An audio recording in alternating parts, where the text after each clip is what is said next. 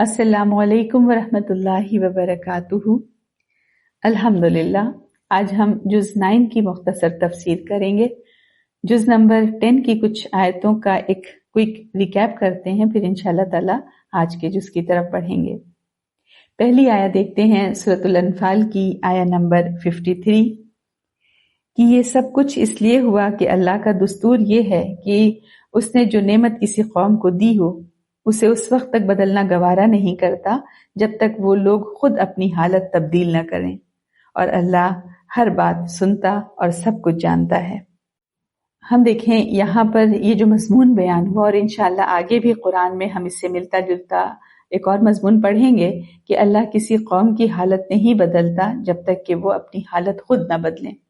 لیکن وہاں جو ذکر آیا ہے کہ کوئی قوم اگر ابتری کا شکار ہے، خرابی کا یا زوال کا شکار ہے، تو جب تک وہ زوال سے نکلنے کے لیے خود ہاتھ پاؤں نہیں مارے گی، اللہ تعالیٰ اس کے حالت نہیں بدلے گا۔ اور یہاں جو ذکر کیا جا رہا ہے وہ نعمت کے زوال کا ذکر ہے، زوال نعمت کا ذکر ہے کہ اللہ کسی قوم سے نعمت نہیں چھینتا جب تک کہ وہ خود اپنے اعمال میں، اپنے طور طریقوں کے اندر کوئی بری تبدیلی نہ لے آئے۔ تو یہاں پر جو قانون بیان کیا جا رہا ہے ذرا اس کو سمجھنے کی ضرورت ہے۔ جو بات یہاں بیان کی گئی، جو اصول یہاں بیان کیا گیا، وہ نعمت کے دیے جانے کا اصول نہیں ہے کہ اللہ کس کو نعمت دیتا ہے کس کو نعمت نہیں دیتا۔ جہاں تک نعمت دینے کا تعلق ہے، نعمت عطا کرنے کا، اللہ کے یہاں کوئی قانون نہیں۔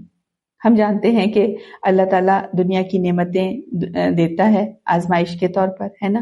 یہ ایک بات تو ہے، ہم تو الحمدللہ ہم میں سب کو سمجھ میں آتی ہے کہ انعام کے طور پر نعمتیں نہیں دی جاتی، جس کو بھی نعمت دی جاتی ہے آزمائش کے طور پر اس کو نعمت دی جاتی ہے۔ تو نعمت عطا کرنے کا کوئی قانون نہیں ہے کہ تم اچھے عمل کرو گے تو اللہ نعمت عطا کرے گا۔ جیسے ہم دیکھیں کہ سب سے بڑی نعمت ہماری اپنی زندگی، ہمارا اپنا وجود ہے، اور یہ ہمیں زندگی اس وقت عطا ہوئی، وجود اس وقت عطا ہوا جب ہم نہ تھے، نہ ہمارا عمل تھا، ہم پیدا ہی نہیں ہوئے تھے۔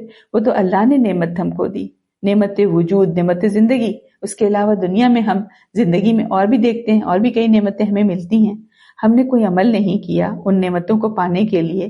مثال کے طور پر صحت ہے، یا ہم پیدا ہوئے تو والدین ہمیں مل گئے، یا رزق اللہ نے ہم کو دیا، ہماری زندگی کا، حیات کا بندوبست کیا، یہ تمام نعمتیں ہیں۔ تو اللہ تعالیٰ نعمتیں تو دے دیتا ہے۔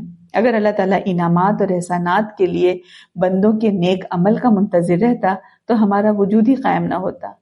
ہم جب تھے ہی نہیں تو عمل کیا کرتے؟ تو عمل کے بدلے نعمتیں نہیں ملتی دنیا کی۔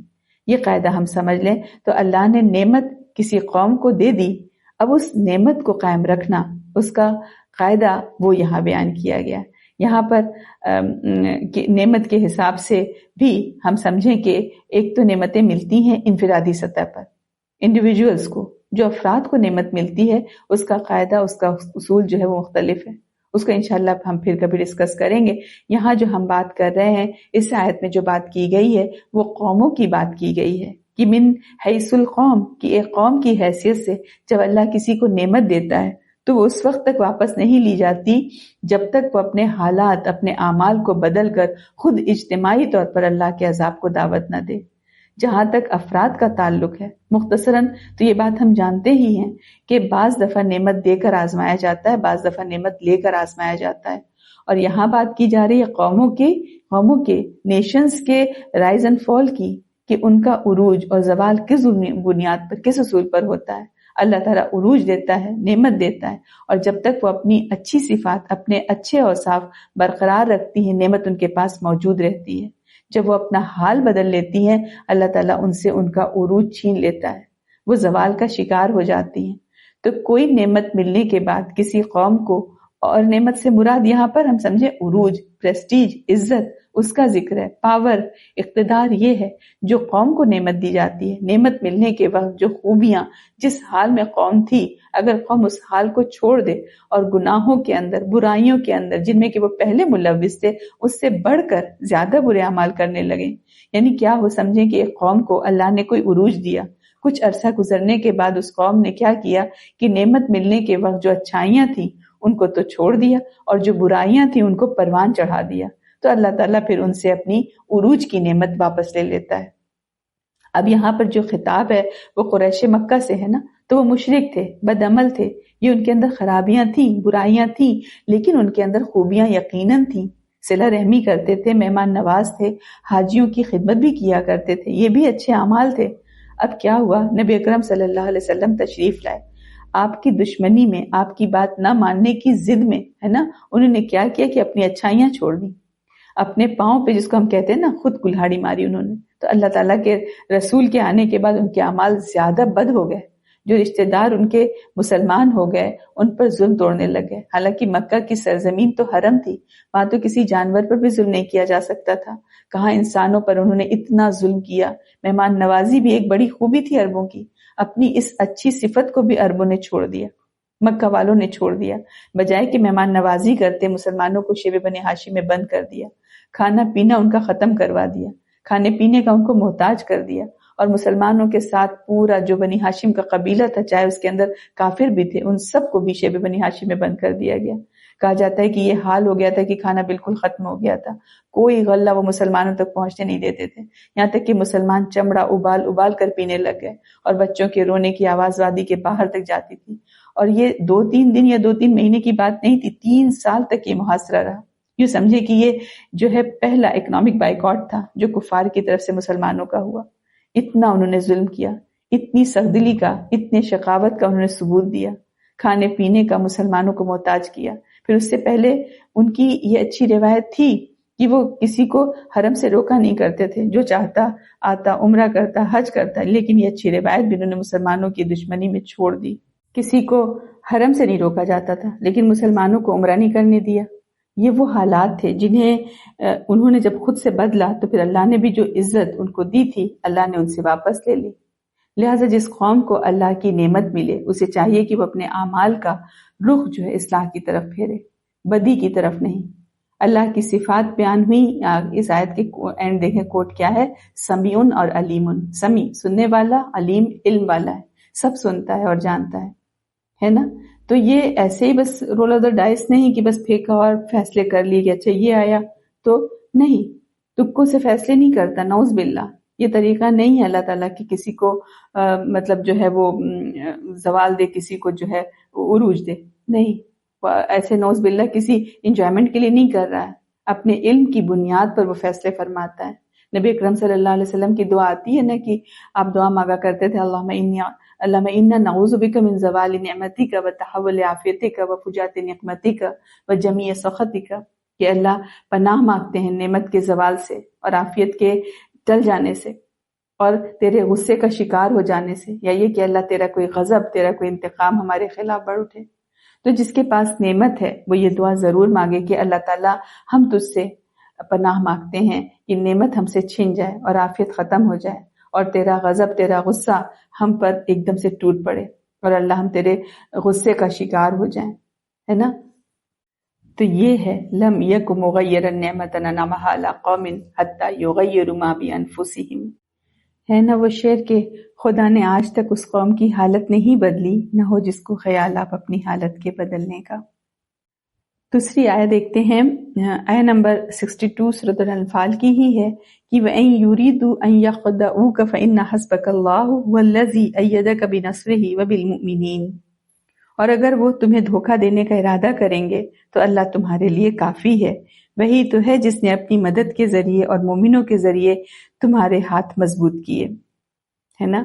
وَبِالْمُؤْمِنِينَ، کہ اگر وہ دھوکہ کی نیت رکھتے ہوں تو تمہارے لیے اللہ کافی ہے، وہی تو ہے جس نے اپنی مدد سے اور مومنوں کے ذریعے سے اے نبی صلی اللہ علیہ وسلم آپ کی تائید کی، آپ کے اللہ نے مدد کی۔ تو فرما دیا کہ اگر وہ خیانت بھی کرنا چاہتے ہیں تو کوئی بات نہیں، آپ اللہ پر بھروسہ کیجئے، اللہ آپ کے لیے کافی ہے۔ روایت میں آتا ہے کہ اس آیت کے بعد نبی اکرم صلی اللہ علیہ وسلم کو کبھی دشمن کے دھوکے سے کوئی تکلیف نہیں پہنچی۔ کچھ مفسرین کا خیال یہ ہے کہ جو وعدہ یہاں کیا گیا ہے، اگر وہ آپ کو دھوکہ دینے کی کوشش کریں گے تو اللہ آپ کے لیے کافی ہوگا، تو خطاب واحد کے صیغے میں ہے، تو اور نبی اکرم صلی اللہ علیہ وسلم سے براہ راست خطاب ہے، اس وجہ سے کچھ مفسرین کا خیال ہے کہ یہ وعدہ نبی اکرم صلی اللہ علیہ وسلم کے ساتھ مخصوص تھا، اسپیشلی آپ سے یہ وعدہ کیا گیا تھا، اور کچھ مفسرین کا خیال ہے کہ نہیں، تمام مومنین سے ہمیشہ کے لیے یہی وعدہ ہے۔ اور کتنی خوبصورت بات فرمائی کہ اللہ ہی ہے جس نے کہ آپ کی مدد کی اور مومنوں کے ذریعے سے آپ کی مدد کی. تو بہت بڑا فضل جو اللہ تعالیٰ کا نبی اکرم صلی اللہ علیہ وسلم پر ہوا وہ مخلص ساتھیوں کی شکل میں ہوا. آپ کو بہترین ساتھی ملے.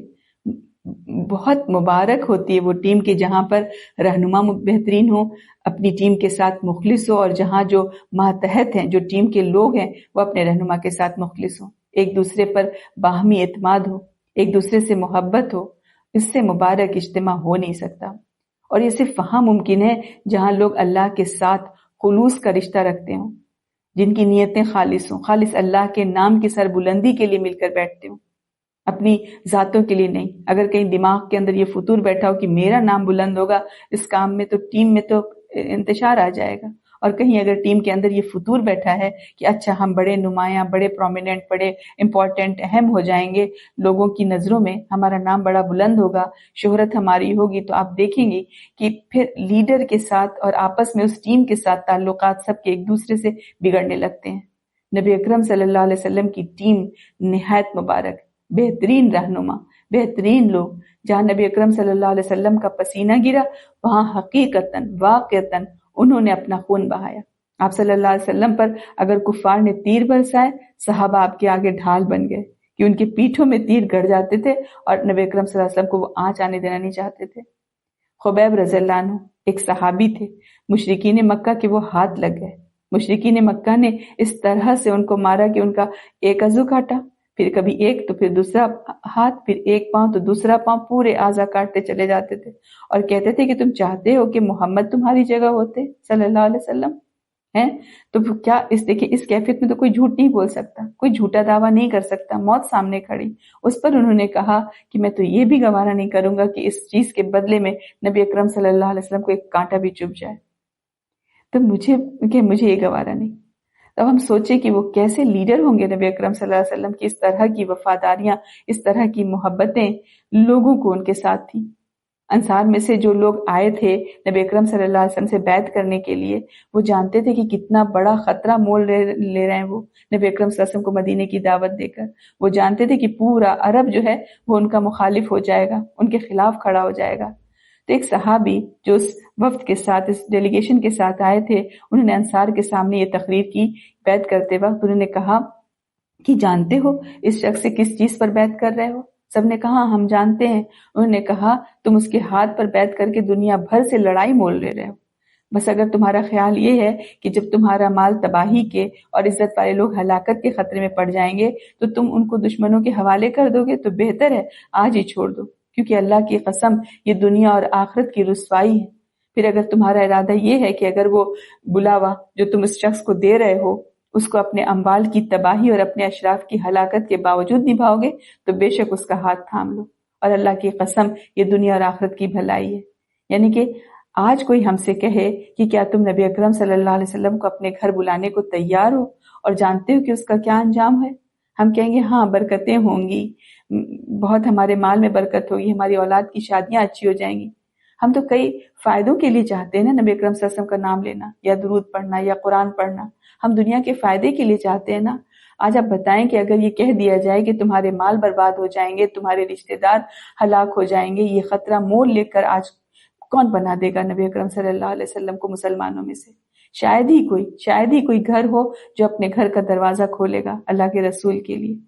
جن کی سنتوں کے بارے میں ہمیں یہ پتا ہے کہ ان پہ عمل کیا تو معاشرے سے مخالفت کا سامنا کرنا پڑے گا، تو ہم ان سنتوں کو اٹھا کر گھروں سے باہر نکال دیتے ہیں. ہم کہتے ہیں رہنے دو، ایسا بھی کیا ایکسٹریم پہ جانا، اتنے لوگ ناراض ہو رہے ہیں، بیٹی کے سسرال والے خفا ہو رہے ہیں اور تم لوگ سنت کرتے ہو. چھوڑو سنت کو، اللہ معاف کرنے والا ہے، رہنے دو، ہے نا.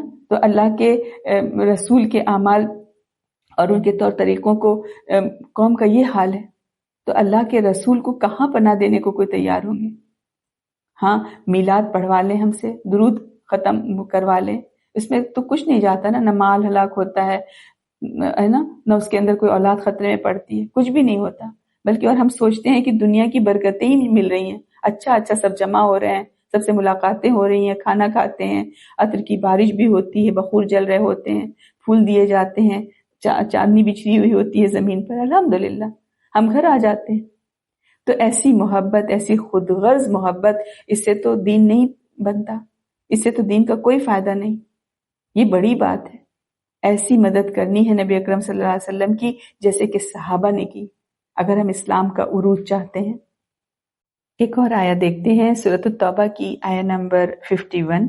قُلْ لَن يُصِيبَنَا إِلَّا مَا كَتَبَ اللَّهُ لَنَا هُوَ مَوْلَانَا وَعَلَى اللَّهِ فَلْيَتَوَكَّلِ الْمُؤْمِنُونَ.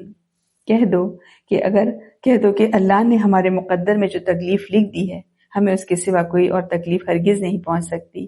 وہ ہمارا مولا ہے اور اللہ ہی پر مومنوں کو بھروسہ کرنا چاہیے. تو جو پیچھے بات چل رہی ہے اس سے مفہوم اس میں یہ ہے کہ تم یہ مت سمجھو کہ ہم اللہ کی راہ میں نکلے ہیں تو فلاں نقصان پہنچا. ایسا نہیں ہے. اگر مال کا نقصان ہونا تھا تو اسٹاک مارکیٹ بھی گر سکتی تھی، کوئی بینک بھی جو مطلب بینکرپٹ ہو سکتا تھا، کوئی چوری، کوئی ڈاکہ، کچھ بھی ہو سکتا تھا. قسمت میں نہیں تھا وہ ہرگز نہیں ملتا ہم کو. اور جو خیر اگر ہم کو پہنچی وہ ہم کو ملنی ہی ملنی تھی. تو ایک تو تقدیر پر یہ بھروسہ کہ لن یصیبنا الا ما کتب اللہ لنا، کہ ہرگز اس میں ہم زور دیکھیں کہ لن کا، کہ ہرگز ہم پر کوئی مصیبت نہیں آ سکتی مگر وہ جو کتب اللہ لنا، جو لکھ دیا اللہ نے میرے لیے. تو یہ تقدیر ہے، اور اس سے انسان اتنا پرسکون، اتنا ریلیکس ہو جاتا ہے کہ ہاں میں نے کوشش کر لی، ایک دفعہ نتیجہ سامنے آ گیا تو یہ ایسا ہی ہونا تھا. جب تک نتیجہ یا رزلٹ کسی کام کا، کسی معاملے کا آپ کے سامنے نہ آئے، جب تک آپ کا اختیار ہے کہ یوں کر لیں، پلاننگ کر لیں، کوشش کر لیں، محنت کر لیں. ایک دفعہ کسی کام کا نتیجہ برآمد ہو گیا، فتح کی شکل میں یا شکست کی شکل میں، کامیابی یا ناکامی کی شکل میں، خوشی یا غم، تو یقین رکھیں کہ کتب اللہ لنا، کہ اللہ نے یہی لکھا تھا. میں ساری دنیا کی کوشش بھی کر لیتی تب بھی نتیجہ یہی نکلنا تھا. لیکن ہونے کے بعد، کوشش ہونے کے بعد، اور پھر کوئی بات نہیں کہ ناکام نتیجہ نکلا ہے نا. اگر ہمارا اس میں دھارس دی جا رہی ہے کہ کوئی بات نہیں، اگر آپ کا نتیجہ اچھا نہیں نکلا تو کوئی بات نہیں، صبر کا موقع مل گیا. تو اللہ صبر کا موقع کہاں سے دلا رہا ہے، اور صبر کے بدلے ہی تو جنت ملے گی. تو یہ اللہ تعالیٰ ہم پہ صبر کے مراحل ڈالنے کے لیے یہ سب کرتا ہے. وہ مولانا، وہ ہمارا مولا ہے، وہ ہمارا دوست ہے. پتہ نہیں کتنے ہمارے گناہ اس طرح معاف کر دے گا اس صبر کے بدلے. پتہ نہیں جنت کے کتنے درجے بلند کر دے گا اس صبر کے بدلے. کیا پتہ ہماری کیا تربیت ہو جائے اس صبر کے ذریعے سے، اس مصیبت کے ذریعے سے. اگر خوشیاں ہی خوشیاں ملتی تو ہو سکتا ہے کہ ہم اتنے اچھے نہ ہو پاتے. جیسے کسی نے ایک بات کہی ہے نا، انہوں نے کہا کہ تم دو چیزوں سے تمہیں ڈر ہو، ایک یہ کہ تمہاری تمنا پوری نہ ہو، اور دوسرا یہ کہ تمہاری تمنا پوری ہو جائے. تو ہر تمنا پوری ہو تو بتائیے کیا ہو، وہ بھی انسان کے لیے شر بن جائے. اور ہم اسی کو غم کہتے ہیں نا جب ہماری خواہش پوری نہیں ہوتی. تو جب انسان بھروسہ کرتا ہے، توکل کرتا ہے رب پر کہ اللہ نے یہی لکھا تھا، انسان آگے بڑھ جاتا ہے. اور جب ہم اللہ کو مولا نہیں بناتے ہے نا، اور ہمارا اللہ پر یقین نہیں ہوتا، تو ہم ہمیشہ پاسٹ کو ہی لکھتے رہتے ہیں، بار بار ماضی کو بدلنے کی کوشش کرتے رہتے ہیں، بار بار ریمائنڈ کرتے ہیں اپنا ماضی. ہم ریرائٹ نہیں کر سکتے ماضی. جو ہو گیا ختم، ہم پیج پلٹ دیں. اگر ماضی کی ناکامیوں کو یاد رکھیں گے تو آگے ہم کچھ نہیں کر سکتے. زندگی میں ایک نفسیاتی جو ہے مریض ہم بن کر کے رہ جائیں گے. تو بس جو ہو گیا وہ ہو گیا، اچھا ہوا یا برا ہوا. اچھا بھی ہوا تھوڑی دیر کی خوشی ہے، آگے چلیں. برا ہوا تھوڑی دیر کا غم ہے، آگے چلیں. یہ سکھا رہا ہے ہم کو، ہے نا. اسلام فارورڈ لکنگ ہے. اسلام یہ ہرگز نہیں چاہتا کہ مسلمان جو ہیں وہ ماضی میں قید ہو کر کے رہیں، اپنے آپ کو رکھیں، اپنے آپ کو روکے رکھیں. نہیں، کہتے ہیں آگے چلو. الحمدللہ. اب شروع کرتے ہیں انشاءاللہ تعالی ہم لوگ جز نمبر 11. تبوک کا ذکر آگے بھی آ رہا ہے، اور اس میں مختلف رویوں کا، مختلف مائنڈ سیٹس کا، مختلف ہجرتوں کا اور مختلف قربانیوں کا ذکر ہے منافقوں کا. بہت سارے منافق ساتھ میں تبوک کے لیے نہیں نکلے تھے، اور جب آپ صلی اللہ علیہ وسلم تبوک سے واپس آئے اور اللہ تعالیٰ نے آپ کو کامیابی دی اور جنگ بھی نہیں ہوئی، وہاں آپ صلی اللہ علیہ وسلم ٹھہرے رہے، مختلف معاہدے، ایگریمنٹس وغیرہ آپ نے کیے، اور آپ صلی اللہ علیہ وسلم عزت کے ساتھ، خوشی کے ساتھ اپنے مومن ساتھیوں کے ساتھ واپس آ گئے. بہت محنت کے بعد تبوک کے لیے 30,000 کا لشکر تیار ہوا تھا. تبوک واحد جنگ تھی جس میں ہر صحیح جسم والے کے لیے نکلنا فرض عین تھا، ورنہ ہمیں پتہ ہے کہ قتال فی سبیل اللہ کے لیے نکلنا فرض کفایہ ہے. یہ واحد جنگ تھی جس میں آپ صلی اللہ علیہ وسلم نے فرمایا تھا کہ جو نکل سکتا ہے وہ نکلے۔ تو جیسے ہی مدینہ سے نکلنے کا اعلان ہوا، گرمی سخت تھی، سفر بہت لمبا تھا، وسائل کم تھے، کچھ لوگ فوراً اٹھ کھڑے ہوئے، کچھ کے دل رک گئے، کچھ نے بہانے بنائے۔ پھر وہ منظر بھی ہم نے کل دیکھا تھا کہ سچے مومن مال بھی لا رہے تھے، جان بھی پیش کر رہے تھے، اور کچھ لوگ اپنی انہی لوگوں کی قربانیوں کا مذاق بھی اڑا رہے تھے۔ پھر لشکر جو ہے تبوک کے لیے نکل گیا اور ایک بڑا طبقہ جو ہے مدینے میں پیچھے رہ گیا۔ تو واپسی پر قرآن نے ایک ایک کر کے پردے اٹھائے ہیں کہ کون سچا تھا، کون صرف زبان کا ساتھی تھا۔ پھر یہ بھی بتا دیا کہ جو واقعی کمزور تھے، جو واقعی بیمار تھے، جن کے پاس واقعی کچھ نہیں تھا، ان پر کوئی گرفت نہیں۔ اور ہم نے کل کچھ علامات بھی پڑھی تھی منافقوں کی کہ وہ کیا تھیں، کہ سستی سے نماز، بے دلی سے صدقہ، نیک عمل پر تانا دینا، اللہ رسول کی تقسیم پر ناراض رہنا، شکوک و شبہات میں مبتلا رہنا، جھوٹ بولنا، اللہ رسول اور قرآن اور اسلام پر لطیفے اور مذاق بنانا، وعدہ خلافی کرنا، بزدلی، نیکی کے موقع کو گنوا دینا۔ اس میں سے ہم دیکھیں کوئی ایک چیز بھی پازیٹیو نہیں ہے۔ تو جب ہم میں یہ غلاظت بھری ہوگی تو ہم بھی کیسے پازیٹیو رہ سکتے ہیں؟ یہ غلاظت تو کافی ہے ہمارے دن اور رات کا سکون چھیننے کے لیے، ہمیں اپسیٹ اور بے چین کرنے کے لیے۔ مومن امن میں ہوتا ہے اور منافق ہمیشہ بے چین رہتا ہے۔ جیسے سورۃ نساء میں ہم نے پیچھے پڑھا نا کہ مذبذبین بین ذالک، نہ ادھر کے ہوتے ہیں نہ ادھر کے ہوتے ہیں، کسی کے بھی وفادار نہیں، جہاں جاتے ہیں آؤٹ آف پلیس محسوس کرتے ہیں، مومنوں کے ساتھ گھسے رہتے ہیں وہاں بھی آؤٹ آف پلیس، کافروں کے ساتھ وہاں بھی آؤٹ آف پلیس، اور دونوں سے پھر لپٹ چپٹ تاکہ وہ انہیں اپنا سمجھیں۔ تو یہ شخصیت ہو جاتی ہے منافق کی۔ اللہ نہ کرے ہمارے اندر یہ خصلت پروان چڑھے۔ اب آج کی آیہ کی طرف بڑھتے ہیں انشاءاللہ تعالی۔ اب شروع کرتے ہیں آج کا جز نمبر 11، سورۃ توبہ جاری ہے۔ کل ہم نے آیہ 93 تک کیا تھا، اب یہ جز آیہ نمبر 94 سے شروع ہو رہا ہے۔ یعتذرون الیکم اذا رجعتم، ہے نا، کہ جب تم واپس پہنچو گے تو یہ منافق طرح طرح کے عذر لے کر تمہارے سامنے آئیں گے۔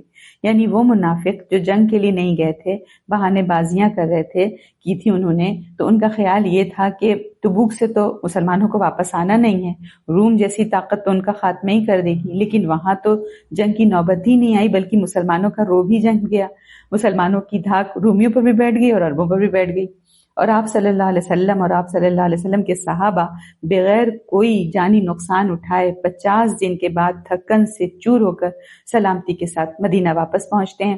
اب ان منافقوں کی تو جان پر بنائی، اب وہ آ کر بہانے بازیاں کر رہے ہیں۔ یہی تصویر کھینچی جا رہی ہے اگلی آیات میں۔ تو شروع کرتے ہیں۔ اعوذ باللہ من الشیطان الرجیم، بسم اللہ الرحمن الرحیم۔ جب تم ان کی طرف لوٹو گے تو یہ تمہارے سامنے معذرتیں پیش کریں گے، کہہ دیجئے معذرتیں نہ کرو، ہم تمہاری بات ہرگز نہیں مانیں گے، اللہ ہمیں تمہاری خبریں بتا چکا ہے اور اللہ اور اس کا رسول تمہارے عمل کو دیکھے گا۔ پھر تم اس کی طرف لوٹائے جاؤ گے جو غیب اور ظاہر سب کا جاننے والا ہے، پھر وہ تمہیں بتا دے گا جو تم کرتے رہے تھے۔ جب تم ان کی طرف واپس پہنچو گے تو یہ تمہارے سامنے اللہ کی قسمیں کھائیں گے تاکہ تم ان سے درگزر کر لو، تو تم ان سے منہ پھیر لو، بے شک وہ ناپاک ہیں اور ان کا ٹھکانہ جہنم ہے، اس بدلے میں جو وہ کماتے رہے۔ یہ تمہارے سامنے قسمیں کھاتے ہیں تاکہ تم ان سے راضی ہو جاؤ، بس اگر تم ان سے راضی ہو بھی جاؤ تو بے شک اللہ نافرمان لوگوں سے راضی نہیں ہوتا۔ دیہاتی عرب، ہے نا، العراب دیہاتی عرب یعنی بدو، کفر اور نفاق میں زیادہ سخت ہیں اور اس بات کے زیادہ لائق ہیں کہ اللہ نے اپنے رسول پر جو حدود نازل کی ہیں ان کو نہ سمجھیں، اور اللہ سب کچھ جاننے والا، بڑی حکمت والا ہے۔ اور دیہاتیوں میں سے کچھ وہ بھی ہیں جو کچھ خرچ کرتے ہیں اسے تاوان، جو کچھ بھی وہ خرچ کرتے ہیں اسے تاوان سمجھتے ہیں اور تم پر مصیبتوں کے انتظار میں رہتے ہیں، انہی پر بری گردش ہے، اور اللہ خوب سننے والا، خوب جاننے والا ہے۔ اور دیہاتیوں میں سے کچھ وہ بھی ہیں جو اللہ اور آخرت کے دن پر ایمان رکھتے ہیں اور جو کچھ خرچ کرتے ہیں اسے اللہ کے یہاں قرب حاصل کرنے کا ذریعہ سمجھتے ہیں اور رسول کی دعاؤں کا وسیلہ۔ سن لو، بے شک وہ ان کے لیے واقعی قربت کا ذریعہ ہے، اللہ انہیں اپنی رحمت میں داخل فرمائے گا، بے شک اللہ بہت بخشنے والا، نہایت رحم والا ہے۔ اور سب سے پہلے آگے بڑھنے والے مہاجرین اور انصار میں سے اور وہ لوگ جو نیکی کے ساتھ ان کی پیروی کرنے والے ہیں، اللہ ان سے راضی ہو گیا اور وہ اللہ سے راضی ہو گئے، اور اللہ نے ان کے لیے ایسی جنتیں تیار کر رکھی ہیں جن کے نیچے نہریں بہتی ہیں، وہ ان میں ہمیشہ رہیں گے، یہی بڑی کامیابی ہے۔ ہم دیکھیں کہ غزوہ تبوک سے واپسی پر سب سے پہلے جس حقیقت کو کھولا گیا وہ یہ ہے کہ اب یہ لوگ صرف باتوں سے معاملہ سنبھالنا چاہتے ہیں۔ تو قرآن نے پہلے ہی بتا دیا کہ یہ آئیں گے، عذر کریں گے، قسمیں کھائیں گے اور چاہیں گے کہ بات ختم ہو جائے، لیکن نبی اکرم صلی اللہ علیہ وسلم کو صاف کہہ دیا گیا کہ اب ان کی باتوں پر آپ دھیان نہیں دیں، ان کے عمل پر فیصلہ ہوگا۔ یہ بات بھی دیکھیں واضح ہے کہ یہ تمہیں راضی کرنے کے لیے قسمیں کھائیں گے، مگر اصل مسئلہ یہ نہیں ہے کہ تم راضی ہوتے ہو یا نہیں، اصل مسئلہ یہ ہے کہ اللہ ان سے راضی نہیں ہے۔ پھر اسی ماحول میں دیہاتی جو قبائل تھے ان کا بھی مزاج دیکھیں واضح کیا گیا۔ جو اکثر بدو تھے، جو گاؤں میں دیہاتی علاقے میں رہنے والے ان پڑھ گنوار تھے، تو ان کے اسلام قبول کرنے کی حیثیت کوئی ایمان اور اعتقاد کی نہیں تھی، بلکہ صرف مصلحت اور پالیسی کی تھی۔ جب انہوں نے دیکھا کہ اسلامی حکومت کا اقتدار حجاز اور نجد کے ایک بڑے حصے پر چھا گیا ہے اور بڑے بڑے قبیلوں کا زور اس کے مقابلے میں ٹوٹنے لگا ہے، تو ان لوگوں نے مصلحت وقت اسی میں دیکھی کہ وہ دار اسلام میں داخل ہو جائیں، تو وہ اسلام سے ملنے والے فائدے کی لالچ میں اسلام میں داخل ہو گئے۔ تو مگر اخلاقی جو بندشیں اسلام مسلمانوں پر عائد کرتا ہے ان کو شدت کے ساتھ ناگوار تھی، اور وہ اسے پیچھا بھی چھڑانے کے لیے ہر طرح کی چال بازیاں اور بہانے سازیاں کرتے رہتے تھے۔ ان کو نہ دین دھرم کا کچھ پتا تھا کہ کیا ہو رہا ہے، کس کی سرکار بن رہی ہے نہیں بن رہی ہے، کچھ نہیں پتا، اسلامی ریولیوشن آ رہا ہے اس کی کوئی فکر نہیں تھی، بس کھیت کھلیان، گائے بھینس، اونٹ بکری، لوٹ کھسوٹ، مار چوری، ہے نا۔ تو ان سب سے ان کو فراغت ہی نہیں ملتی تھی کہ وہ علم اور اہل علم کی مجلسوں میں بیٹھیں، اس کی بیٹھنے کی سوچیں بھی صحیح۔ تو ان لوگوں نے نبی اکرم صلی اللہ علیہ وسلم سے اور صالحین سے کوئی فیض حاصل کیا۔ تو یہی کہا جا رہا ہے کہ ایسے دیہاتی بدوی صحرائی لوگ اشد کفرم و نفاقہ، کہ کفر اور نفاق میں زیادہ سخت ہیں۔ اور یہ بھی بتایا کہ ان میں ایک طبقہ ایسا تھا جو نہ دین کی حدود سمجھتا تھا، نہ قربانی کی قدر جانتا تھا، اور جو کچھ دیتا تھا تھوڑا موڑا اسے نقصان اور تاوان ہی سمجھتا تھا۔ تو وہ دراصل یہ دیکھ رہے تھے کہ کب مسلمانوں پر کوئی مشکل آئے اور ہم جلدی سے بچ نکلیں، بھاگیں اور پھر سے پرانے والے ماحول ہمارا جو ہے واپس لوٹ آئے۔ لیکن اسی کے ساتھ قرآن نے انصاف بھی قائم رکھا کہ سب دیہاتی ایک جیسے نہیں ہیں، ان میں وہ لوگ بھی تھے جو واقعی اللہ اور آخرت پر ایمان رکھتے تھے اور اپنا مال جو ہے خرچ کرتے تھے، اور اس خرچ کرنے کو اللہ کے قریب ہونے کا ذریعہ سمجھتے تھے۔ پھر ان سب پورے منظر کے بیچ میں ایک عظیم معیار بھی رکھا گیا کہ اصل نمونہ تو وہ ہیں جو سب سے پہلے اٹھ کھڑے ہوئے، مہاجرین اور انصار، اور وہ لوگ جو ان کے ساتھ خلوص کے ساتھ ان میں شامل ہوئے، یعنی صحابہ کرام رضی اللہ عنہم۔ صحابہ کرام رضی اللہ عنہم سب کے سب اللہ کے پیارے، اللہ کی رحمت و رضا سے سرشار اور سرفراز اور جنتی ہیں۔ انصار و مہاجرین اور ان کے سچے پیروکار سب کو اللہ پاک نے جنت کی خوشخبری سنائی ہے۔ آگے ہے آیت نمبر 101 سے 106، اور تمہارے پاس آس پاس کے دیہاتوں میں بھی بہت سے منافق ہیں، اور خود اہل مدینہ میں بھی وہ نفاق میں ایسے طاق ہو گئے ہیں کہ آپ بھی اے نبی اکرم صلی اللہ علیہ وسلم انہیں نہیں جانتے، ہم ہی جانتے ہیں ان سب کو۔ ہم ان کو دوہرا عذاب دیں گے، پھر ان کو لوٹایا جائے گا ایک بڑے ہولناک عذاب کی طرف۔ اور کچھ دوسرے لوگ یعنی اہل مدینہ میں سے ایسے ہیں جنہوں نے اعتراف کر لیا اپنے قصوروں کا، انہوں نے ملے جلے عمل کیے تھے، کچھ بھلے کچھ برے۔ امید ہے اللہ مہربانی فرمائے گا ان پر، ان کی توبہ قبول فرما کر، بے شک اللہ بڑا ہی بخشنے والا نہایت ہی مہربان ہے۔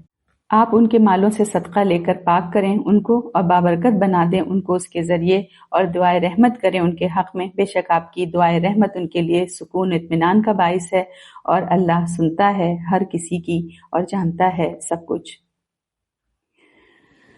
کیا ان لوگوں کو معلوم نہیں کہ وہ اللہ ہی ہے جو توبہ قبول فرماتا ہے اپنے بندوں سے، اور وہ شرف قبولیت سے نوازتا ہے ان کے صدقات کو، اور یہ کہ بے شک اللہ بڑا ہی توبہ قبول کرنے والا نہایت ہی مہربان ہے۔ اے نبی اکرم صلی اللہ علیہ وسلم کہیے کہ تم لوگ کام کیے جاؤ، اللہ خود ہی دیکھ لے گا تمہارے کام کو، اور اس کا رسول بھی اور اہل ایمان بھی، اور تم سب کو بہرحال لوٹنا اس کی طرف ہے جو ظاہر و پوشیدہ سب کو جانتا ہے، پھر وہ خبر دے گا تم کو ان تمام کاموں کی جو تم کرتے رہے تھے۔ اور کچھ اور ہیں جن کا معاملہ اللہ کے حکم پر ٹھہرا ہوا ہے، خواہ وہ انہیں سزا دے خواہ انہیں معاف فرما دے، اور اللہ تو سب کچھ جانتا ہے، بڑی حکمت والا ہے۔ تو غزوہ تبوک سے واپسی کے بعد 3 قسم کے لوگ سامنے آئے، ایک وہ جو نفاق پر جمے رہے مدینہ کے اندر بھی، دوسرے وہ جو لغزش کے بعد سچ بول گئے، اپنے قصور کو مان لیا، تیسرے وہ جن کا معاملہ فوری فیصلہ کے بجائے اللہ تعالیٰ کے سپرد کر دیا گیا۔ تو قرآن نے واضح کیا کہ جو ہے فرق جو ہے کون نکلا نہیں نکلا، اللہ کے رسول کی اطاعت کن کن چیزوں میں نہیں کی، دل کے اخلاص کے ساتھ نہیں کی، ہے نا۔ تو فرق یہ پڑا کہ دل کہاں کھڑا ہے، واپسی پر ابھی تک دل کہاں کھڑا ہوا، ابھی تک اکڑ میں ہے نا۔ تو دل کی صفائی، عمل کی جو درستگی ہے اللہ کے سامنے جھکنے سے ہوتی ہے۔ ہم دیکھیں آیا نمبر 101 میں کیا ہے منافقوں کے بارے میں کہ کچھ ایسے مجھے ہوئے منافق ہیں یہ نبی اکرم صلی اللہ علیہ وسلم کی آپ بھی نہیں جان سکتے، ہم ان کو جانتے ہیں. یعنی وہ اپنے کفر اور نفاق اور مکاری و عیاری میں ایسے ماہر ہو گئے ہیں کہ اے نبی اکرم صلی اللہ علیہ وسلم آپ بھی اللہ کے رسول ہونے کے باوجود آپ کو بھی نہیں پتا. تو یہاں پر دیکھیں یہ اہل بدعت کے جو ہے ان جو کہتے ہیں کہ نبی اکرم صلی اللہ علیہ وسلم کو بھی غیب کا علم ہے نا، اس عقیدے کی جڑ کاٹی جا رہی ہے یہاں پر. پھر آیا نمبر 103 کو ہم دیکھیں کہ آپ ان کے مالوں سے صدقہ لے کر انہیں پاک کریں، یعنی توبہ کرنے والوں کے مالوں سے صدقہ لینے کا کیا حکم ہے، تو اسی کو یہاں پر بتایا جا رہا ہے. روایات میں آتا ہے کہ جب ان حضرات نے جیسے صحابہ کی توبہ قبول ہو گئی تو انہوں نے نبی اکرم صلی اللہ علیہ وسلم کی خدمت میں عرض کیا کہ ہماری یہ اموال آپ صلی اللہ علیہ وسلم اللہ پاک کی راہ میں خرچ کر دیں، کیونکہ انہی کی وجہ سے ہم اس غزوہ تبوک سے پیچھے رہ گئے تھے. تو آپ صلی اللہ علیہ وسلم نے فرمایا کہ اس بارے میں مجھے کوئی حکم نہیں دیا گیا ہے. تو پھر اس آیت کے نزول کے بعد آپ صلی اللہ علیہ وسلم نے ان کے جو مال ہیں ان کا 1/3 حصہ لے کر ان کے گناہوں کے کفارے کے طور پر اسے صدقہ فرما دیا. تو اسی سے علماء کرام نے فرمایا ہے کہ گناہوں سے توبہ کے طور پر کچھ صدقہ کرنا بھی مسنون ہے. آیا نمبر 104 میں ہے کہ کیا ان لوگوں کو نہیں معلوم کہ وہ اللہ ہی ہے جو توبہ قبول فرماتا ہے اپنے بندوں کی اور ان کے صدقات کو قبول کرتا ہے، ان کے صدقات کو جو ہے وہ شرف قبولیت دیتا ہے نا. تو یہاں پر دیکھیں صدقے کے اللہ اپنے بندوں کے صدقات کو قبول فرماتا ہے، اس کے بارے میں بات ہو رہی ہے. تو عبداللہ ابن مسعود رضی اللہ عنہ کی ایک روایت ہے کہ صدقہ جو ہے سائل کے ہاتھ میں پہنچنے سے پہلے اللہ کے ہاتھ میں پہنچ جاتا ہے. اور بخاری اور مسلم میں بھی روایت ہے کہ نبی کرم صلی اللہ علیہ وسلم نے فرمایا کہ جب کوئی آدمی اپنے پاکیزہ مال سے اللہ کی راہ میں صدقہ کرتا ہے اور اللہ تعالیٰ پاکیزہ مال ہی قبول فرماتا ہے تو پھر اللہ پاک اس شخص کے صدقے کو اپنے دائیں ہاتھ میں لے لیتا ہے، اگرچہ وہ کھجور کے ایک دانے کے برابر ہی کیوں نہ ہو، گٹھلی کے ایک برابر ہی کیوں نہ. پھر اس کو وہ ایسے بڑھاتا اور پالتا ہے جیسے کہ تم میں سے کوئی شخص اپنے گھوڑے کے بچے کو پالتا پوستا ہے، یہاں تک کہ وہ معمولی سا صدقہ احد پہاڑ کے برابر ہو جاتا ہے. اور بعض روایت میں جو صرف پہاڑ کا ورڈ آیا ہے، مطلق پہاڑ، یہ نام نہیں لیا احد پہاڑ، تو اس میں تو ہم ہمالیہ پہاڑ بھی داخل کر سکتے ہیں. تو اس صورت میں مطلب یہ ہوگا کہ وہ اتنے بڑے پہاڑ کے برابر ہو جاتا ہے. الحمدللہ. آیت نمبر 105 میں دیکھیں کہ کیا کہا جا رہا ہے کہ تم لوگ کام کیے جاؤ، اللہ خود ہی دیکھ لے گا تمہارے کام کو، اور اس کا رسول بھی اور اہل ایمان بھی دیکھ لیں گے. یعنی عمل کی روشنی سے خود واضح ہو جائے گا کہ تم کتنے پانی میں ہو اور کہاں کھڑے ہو. بس زبانی کلامی دعووں کی ضرورت نہیں ہے، بلکہ اپنے عمل سے اپنی صداقت کا ثبوت پیش کرنا ہے ہم سب کو.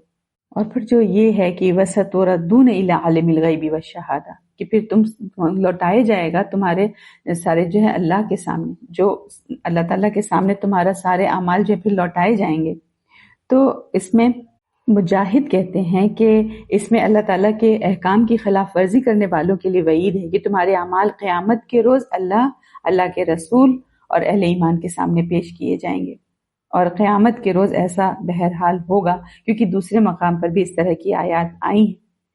اور کبھی اللہ تعالیٰ انسان کے اعمال کو دنیا میں بھی ظاہر فرما دیتا ہے، جیسا کہ نبی اکرم صلی اللہ علیہ وسلم نے فرمایا کہ اگر تم میں سے کوئی کسی ایسی بند چٹان کے اندر بھی کام کرے جس میں نہ کوئی دروازہ ہو نہ سوراخ ہو، تو بھی اللہ تعالیٰ اس کے عمل کو ظاہر کر دے گا، وہ جیسا بھی عمل ہوگا. آگے ہے آیت نمبر 107 سے 112. اور وہ لوگ جنہوں نے ایک مسجد بنائی نقصان پہنچانے کے لیے اور کفر کے لیے اور مومنوں میں پھوٹ ڈالنے کے لیے اور اس شخص کے لیے گھات لگانے کے طور پر جو اس سے پہلے اللہ اس کے رسول سے لڑ چکا تھا، اور یہ ضرور قسمیں کھائیں گے کہ ہم نے تو صرف بھلائی ہی چاہی تھی، حالانکہ اللہ گواہی دیتا ہے کہ یقیناً جھوٹے ہیں. آپ اس میں کبھی نہ کھڑے نہ ہوں. یقیناً وہ مسجد جو پہلے دن سے تقوی پر قائم کی گئی تھی زیادہ حقدار ہے کہ آپ اس میں کھڑے ہوں. اس میں ایسے لوگ ہیں جو پاک رہنا پسند کرتے ہیں اور اللہ پاک رہنے والوں سے محبت کرتا ہے.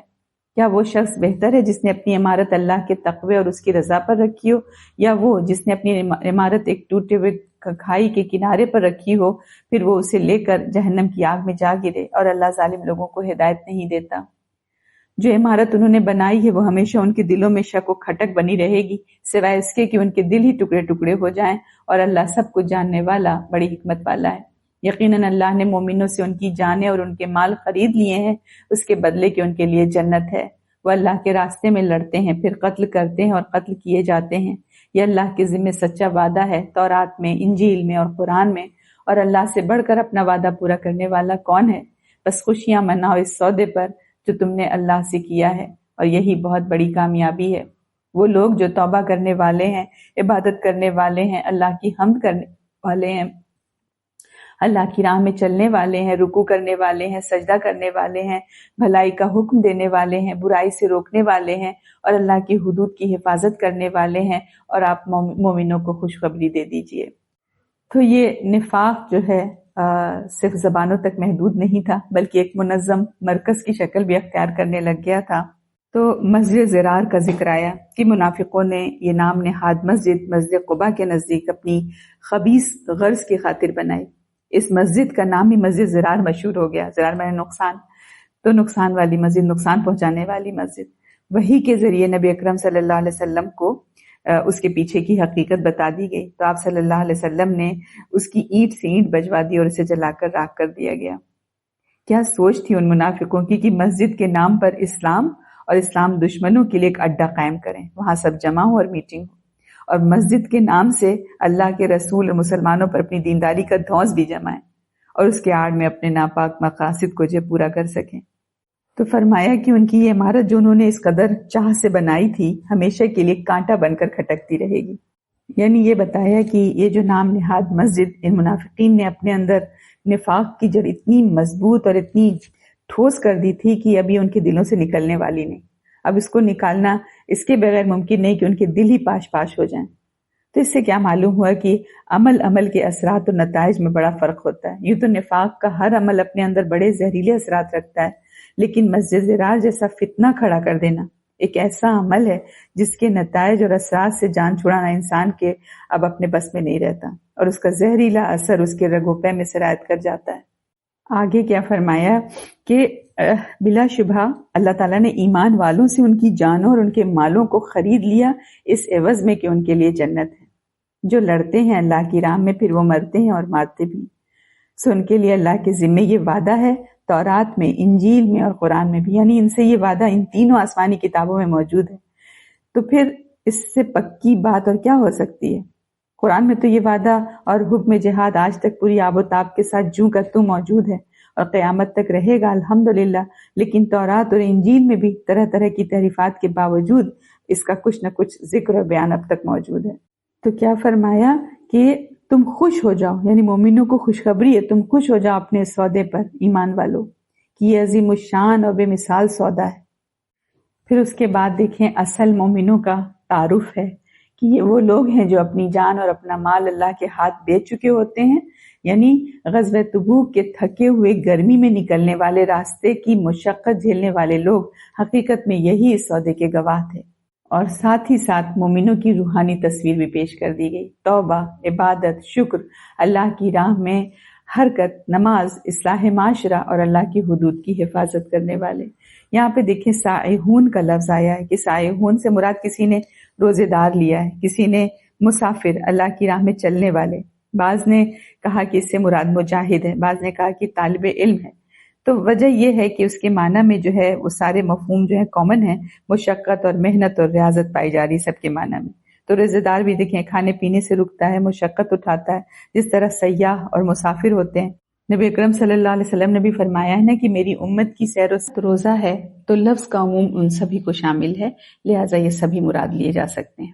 آگے ہے آیت نمبر 113 سے 119۔ نبی اور اہل ایمان کے لیے جائز نہیں کہ وہ مشرکوں کے لیے مغفرت کی دعا کریں، اگرچہ کہ وہ قریبی رشتہ دار ہی کیوں نہ ہوں، جب ان پر یہ بات واضح ہو چکی ہو کہ وہ دوزخ والے ہیں۔ اور ابراہیم کا اپنے باپ کے لیے مغفرت مانگنا صرف اس وعدے کی وجہ سے تھا جو وہ اس سے کر چکے تھے۔ پھر جب ان پر واضح ہو گیا کہ وہ اللہ کا دشمن ہے تو وہ اس سے الگ ہو گئے۔ بے شک ابراہیم بہت نرم دل اور بردبار تھے، اور اللہ ایسا نہیں کرتا کہ کسی قوم کو ہدایت دینے کے بعد گمراہ کر دے جب تک ان پر یہ واضح نہ کر دے کہ کن باتوں سے انہیں بچنا ہے۔ بے شک اللہ ہر چیز کو خوب جاننے والا ہے۔ بے شک اللہ ہی کے لیے آسمانوں اور زمین کی بادشاہت ہے، وہی زندگی دیتا ہے اور موت دیتا ہے، اللہ کے سوا تمہارا نہ کوئی کارساز ہے اور نہ کوئی مددگار۔ اللہ نبی پر اور مہاجروں پر اور انصار پر مہربانی کے ساتھ اللہ تعالیٰ نے توجہ کی، معاف کر دیا اللہ تعالیٰ نے جنہوں نے تنگی کے وقت میں نبی کی پیروی کی۔ اس کے بعد کے قریب تھا کہ ان میں سے ایک گروہ کے دل ڈگمگا جائیں، پھر اللہ نے ان پر بھی رجوع کیا، بے شک وہ ان پر بہت شفیق اور بہت مہربان ہے۔ اور ان 3 لوگوں پر بھی اللہ نے رجوع فرمایا جن کا معاملہ مؤخر کر دیا گیا تھا، یہاں تک کہ زمین اپنی وسعت کے باوجود ان پر تنگ ہو گئی اور ان کے دل بھی ان پر تنگ ہو گئے، اور انہوں نے یقین کر لیا کہ اللہ سے بچنے کی کوئی جگہ نہیں مگر اسی کی طرف۔ پھر اللہ نے ان پر مہربانی سے رجوع فرمایا تاکہ وہ بھی توبہ کریں، بے شک اللہ بہت ہی توبہ قبول کرنے والا نہایت رحم والا ہے۔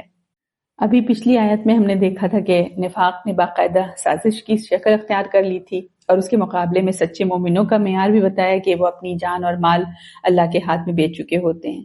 اب ان آیات میں غزوہ تبوک کے بعد کا سب سے نازک اور حساس مرحلہ سامنے آ رہا ہے، رشتوں کا معاملہ، سچی توبہ کا معاملہ، اور ان لوگوں کا معاملہ جو تو منافق نہیں تھے، جنہوں نے اپنی پچھلی زندگی میں دین کا بہت ثبوت دیا تھا، ان سے بھی کچھ لغزشیں اس طرح ہو گئی تھی تو جن کا معاملہ جو ہے مؤخر رکھا گیا تھا۔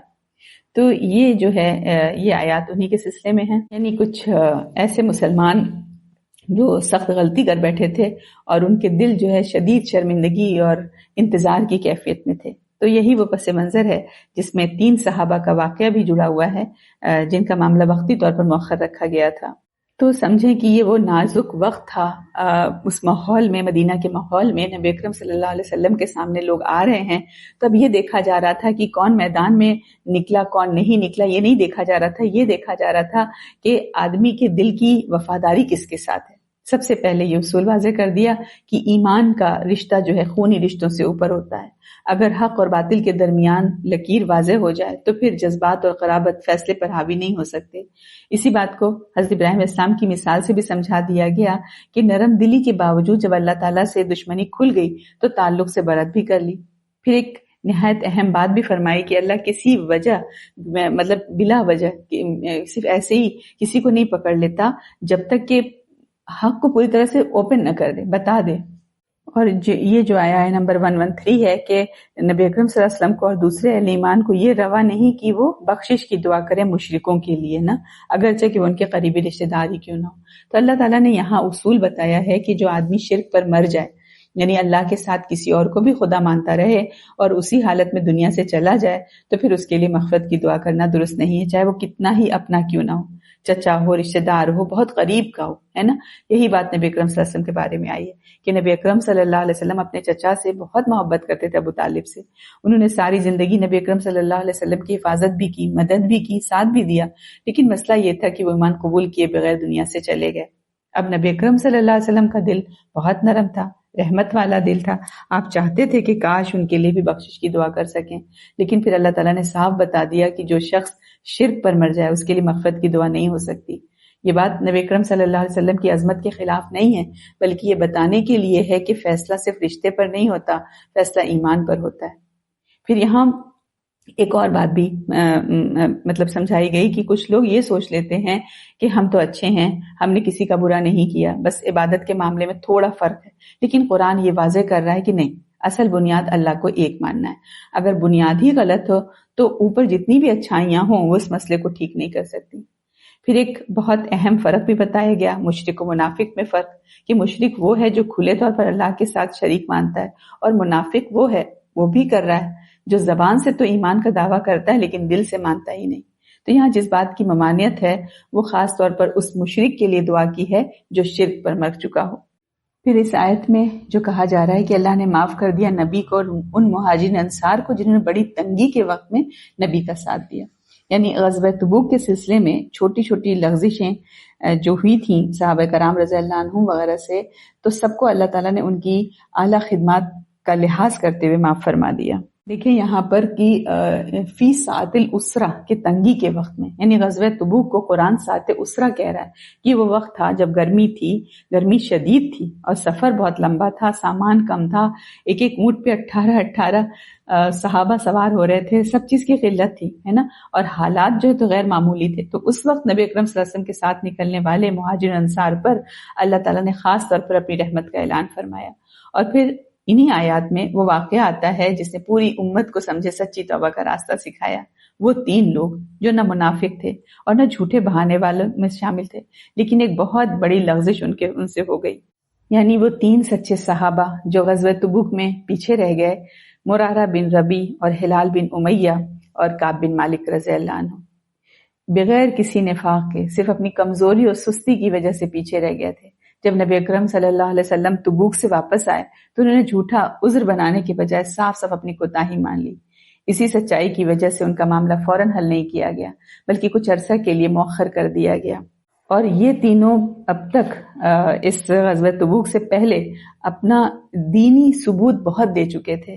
اس میں سے تو 2 مرارہ بن ربی اور ہلال بن امیہ رضی اللہ عنہما یہ تو بدری صحابی تھے، اور کعب بن مالک رضی اللہ عنہ نے بدر میں تو نہیں شرکت کی، لیکن بدر کے بعد کسی بھی غزوہ تبوک تک کسی بھی جنگ سے پیچھے نہیں رہے تھے۔ تو ان لوگوں نے اپنے نبی اکرم صلی اللہ علیہ وسلم کے مخلص صحابہ کا ثبوت دیا تھا۔ تو جب نبی اکرم صلی اللہ علیہ وسلم تبوک سے واپس آئے تو انہوں نے کوئی جھوٹا بہانہ اب نہیں پیش کیا، تو اسی سچائی کی وجہ سے ان کا معاملہ جو ہے فوراً حل نہیں کیا گیا۔ تو اسی دوران جو ہے ان پر ایسی کیفیت گزری کہ جس کا قرآن میں ان الفاظ میں ہے کہ زمین وسیع ہونے کے باوجود ان پر تنگ ہو گئی اور دل اپنے ہی اندر جو ہے ان کا گھٹنے لگ گئے۔ تو لیکن انہوں نے نہ جھوٹ کا سہارا لیا اور نہ سچائی کا دامن چھوڑا، آخرکار اللہ تعالیٰ نے ان کی سچی توبہ قبول فرما لی۔ تو یہی ہے کہ اللہ تعالیٰ کے یہاں اصل قیمت یہ نہیں ہے کہ آدمی سے لغزش ہو یا نہیں ہو۔ ہم لوگ کہتے ہیں نا انسان ہے لغزش تو ہوگی، تو یہ بات نہیں ہے۔ اصل قیمت یہ ہے کہ لغزش کے بعد آدمی سچ پر قائم رہتا ہے یا نہیں، توبہ کرتا ہے یا نہیں، رجوع کرتا ہے یا نہیں، پشیمانی ہوتی ہے یا نہیں، اللہ کی طرف آتا ہے کہ نہیں، سرنڈر کرتا ہے کہ نہیں۔ اسی لیے پھر کیا کہا اگلی آیت میں کہ سچوں کے ساتھ ہو جاؤ، یعنی نجات کا راستہ جو ہے وہ سچائی کے ساتھ جڑے رہنے میں ہی ہے۔ آگے ہے آیت نمبر 120 سے 127۔ مدینہ والوں اور ان کے آس پاس کے دیہاتیوں کے لیے مناسب نہ تھا کہ وہ رسول اللہ سے پیچھے رہ جائیں اور اپنی جان کو رسول کی جان سے زیادہ عزیز سمجھیں، اس لیے کہ اللہ کی راہ میں جو پیاس، تھکن اور بھوک انہیں پہنچتی ہے، اور وہ جو قدم بھی اٹھاتے ہیں جس سے کافروں کو غصہ پہنچتا ہے، اور دشمن سے جو کچھ بھی حاصل کرتے ہیں ان سب پر ان کے لیے نیک عمل لکھ دیا جاتا ہے۔ بے شک اللہ نیکی کرنے والوں کا اجر ضائع نہیں کرتا۔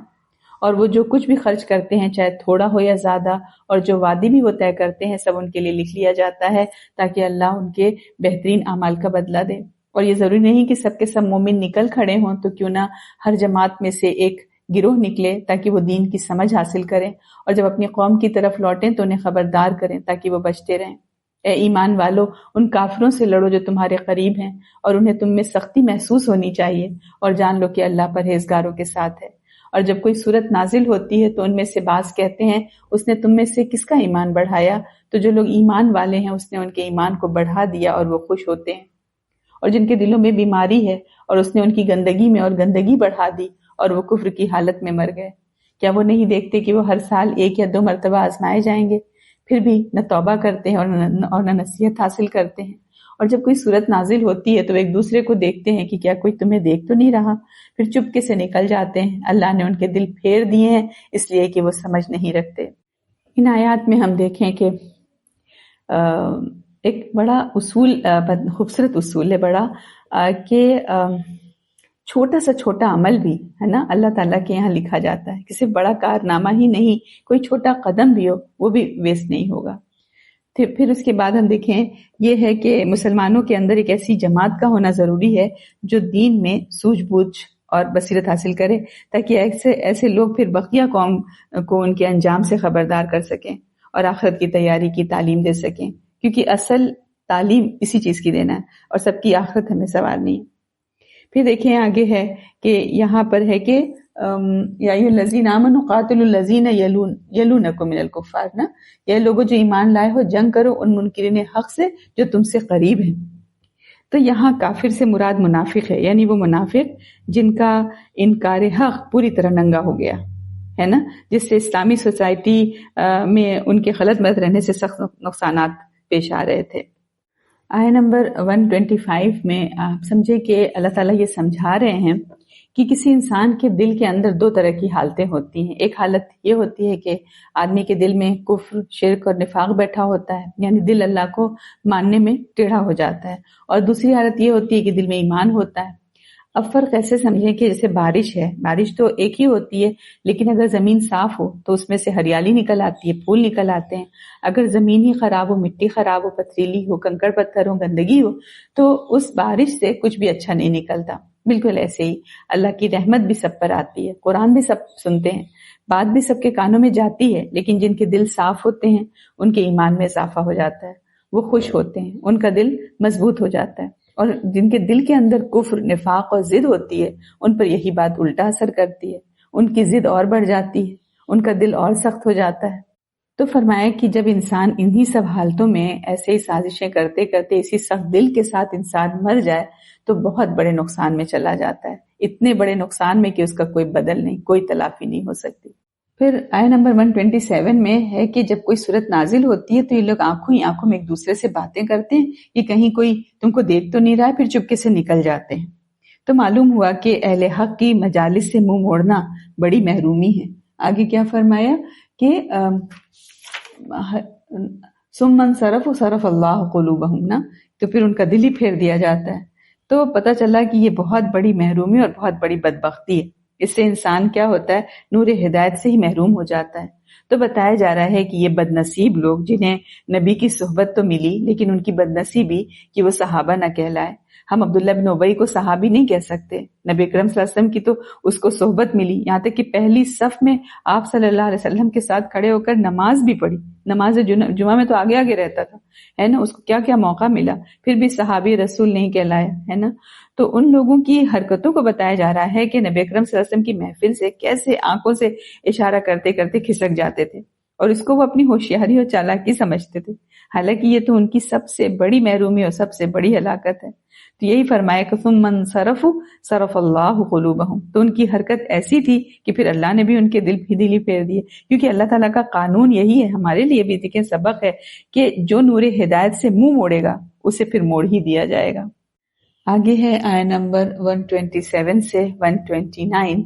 ہم دیکھیں کہ ابھی یہ جو ساری چیزیں چلیں کہ تبوک کی سختی، منافقوں کی سازشیں، سچے مومنوں کی قربانیاں، سچوں کی توبہ، جھوٹوں کی بے حسی، تو اب ان سب چیزوں کا اختتام نبی اکرم صلی اللہ علیہ وسلم کے کردار پر ہو رہا ہے کہ بے شک تمہارے پاس تمہیں میں سے ایک رسول آ گئے ہیں، تمہاری تکلیف ان پر بہت شاق گزرتی ہے، وہ تمہاری بھلائی کے بہت خواہش مند ہیں اور مومنوں کے لیے نہایت شفیق، بہت مہربان ہے۔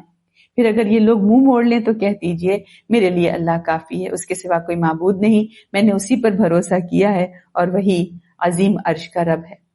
یعنی ہم دیکھیں کہ نبی اکرم صلی اللہ علیہ وسلم کے بارے میں کہ تم سے الگ کوئی حکمران نہیں ہے، بلکہ تم ہی میں سے ہیں، تمہاری تکلیف ان کو تکلیف دیتی ہے، تمہاری کمزوریوں، پریشانیوں، آزمائشوں میں وہ دل سے تمہاری بھلائی چاہتے ہیں۔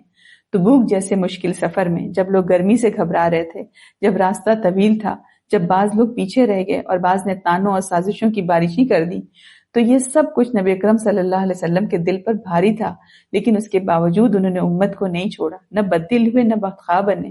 پھر آخر میں دیکھیں ایک اصول بھی دیا کہ اگر لوگ منہ موڑ لیں، اگر دعوت کو قبول نہ کریں، اگر اصلاح کے بعد بھی دل نہ بدلیں، تو دل کو انسانوں پر نہیں اللہ پر ٹکا دینا ہے اور کہنا ہے اللہ میرے لیے کافی ہے، علیہ توکلت، میں نے اسی پر بھروسہ کیا ہے۔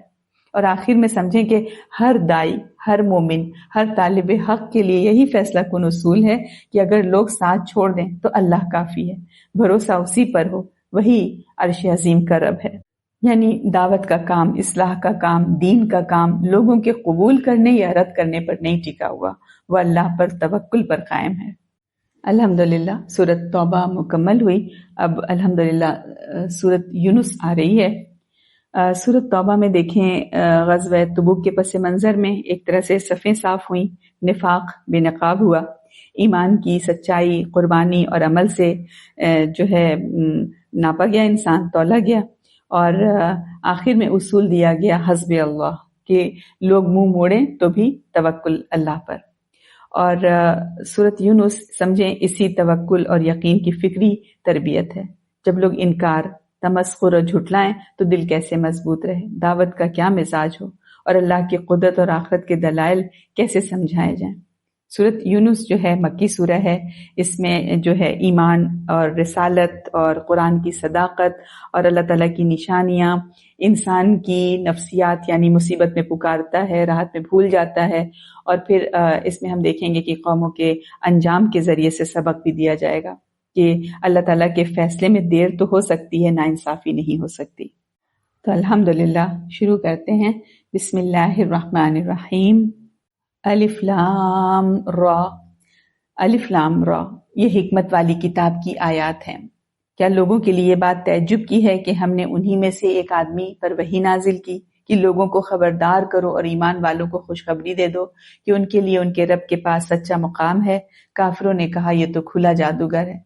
बेशक तुम्हारा रब अल्लाह ही है जिसने आसमानों और जमीन को 6 दिन में पैदा किया, फिर अर्श पर कायम हुआ। वही सारे मामलात की तदबीर करता है, उसकी इजाजत के बगैर कोई सिफारिश करने वाला नहीं। यही अल्लाह हमारा रब है, तुम्हारा रब है, बस उसी की इबादत करो। क्या तुम नसीहत नहीं लेते? तुम सबको उसी की तरफ लौटना है। अल्लाह का वादा सच्चा है, वही पहली बार पैदा करता है फिर दोबारा पैदा करेगा, ताकि ईमान वालों और नेक अमल करने वालों को इंसाफ के साथ बदला दे। और जिन्होंने कुफ्र किया उनके लिए खौलता हुआ पानी और दर्दनाक अजाब है। वही है जिसने सूरज को रोशनी और चांद को नूर बनाया और उसके दर्जे मुकर्रर किए ताकि तुम सालों की गिनती और हिसाब जान सको। अल्लाह ने ये सब हक के साथ पैदा किया है, वो जानने वालों के लिए आयात खोलकर बयान करता है। बेशक रात और दिन के बदलने में और आसमानों और जमीन में अल्लाह की पैदा की हुई चीजों में उन लोगों के लिए निशानियां हैं जो डरते हैं। बेशक जो लोग हमसे मुलाकात की उम्मीद नहीं रखते और दुनिया की जिंदगी पर राजी हो गए और उसी पर मुतमईन हो गए और हमारी आयात से गाफिल हैं, ऐसे लोगों का ठिकाना आग है उनके अमाल की वजह से। बेशक जो लोग ईमान लाए और नेक अमल किए उनका रब उनके ईमान के सबब उनकी रहनुमाई फरमाता है। नेमतों वाली जन्नतों में उनके नीचे नहरें बहती होंगी, वहां उनकी पुकार ये होगी, ए अल्लाह तू पाक है। और वहां उनकी बाहमी दुआ सलाम होगी और उनकी आखिरी बात ये होगी, सब तारीफ अल्लाह ही के लिए है जो तमाम जहानों का रब है। सूरत यूनुस के मजमून से पता चलता है कि ये उस वक्त नाजिल हुई होगी सूरत जब मुखालिफीन दावत ना पूरी मुज़ाहमत और पूरी शिद्दत के साथ नबी अकरम सल्लल्लाहु अलैहि वसल्लम की जो है दावत को ललकार रहे थे और वो बर्दाश्त ही नहीं कर रहे थे नबी अकरम सल्लल्लाहु अलैहि वसल्लम और आपके असहाब को, है ना। तो अब उनको जो है तफहीम और तलकीन जो है से उम्मीद नहीं रही, है ना, तो इसलिए उनको उनके अंजाम से खबरदार किया जा रहा है। तो ये जो सूरतें हैं, ये अभी जो हम लोग आयत शुरू कर रहे हैं, तो ये उस दौर में नाजिल हुई जब लोग नबी अकरम सल्लल्लाहु अलैहि वसल्लम की नबूवत पर तअज्जुब करते थे, कुरान को मानने से इनकार करते थे और कहते थे कि क्या अल्लाह ने हम ही में से एक इंसान को रसूल बना दिया। तो वही बताया जा रहा है कि असल मसला रसूल का इंसान होना नहीं है, मसला तो दिल के झुकने का है। दिल का झुकाव, उससे वो इनकार था उनको। तो फिर फौरन इंसान की तवज्जो की अल्लाह की रुबूबियत की तरफ मोड़ दी गई कि वही खालिक है, वही निजाम चला रहा है, वही फैसले कर रहा है और उसी के सामने सबको लौट कर जाना है। उसके बाद देखें कायनात की खुली निशानियों की तरफ इशारा शुरू हुआ कि सूरज, चांद, रात, दिन, वक्त का हिसाब, जिंदगी का नज्म, ये सब खुद बोल बोल कर बता रहे हैं कि ये सब कुछ बेमकसद नहीं है। फिर यहाँ असल इंसानी मसला भी बयान कर दिया कि कुछ लोग ऐसे हैं जो आखिरत से बेपरवाह होकर दुनिया पर राजी हो जाते हैं और उसी में मुतमईन हो जाते हैं। तो कुरान बता रहा है कि यही असल अंधापन है। उसके मुकाबले में ईमान और अमल साले का रास्ता बताया कि जिसका अंजाम जन्नत, हिदायत और अल्लाह की दायमी कुर्बत है। तो यहाँ जन्नत का मंजर भी बता दिया गया कि वहां की फिजा क्या होगी, शुक्र, सलाम और अल्लाह की हमद से भरी हुई होगी। तो सूरत यूनुस खुलते ही समझे असल कामयाबी बताई जा रही है कि असल कामयाबी दुनिया मिल जाना नहीं है, असल कामयाबी ये है कि दिल को आखिरत का यकीन मिल जाए।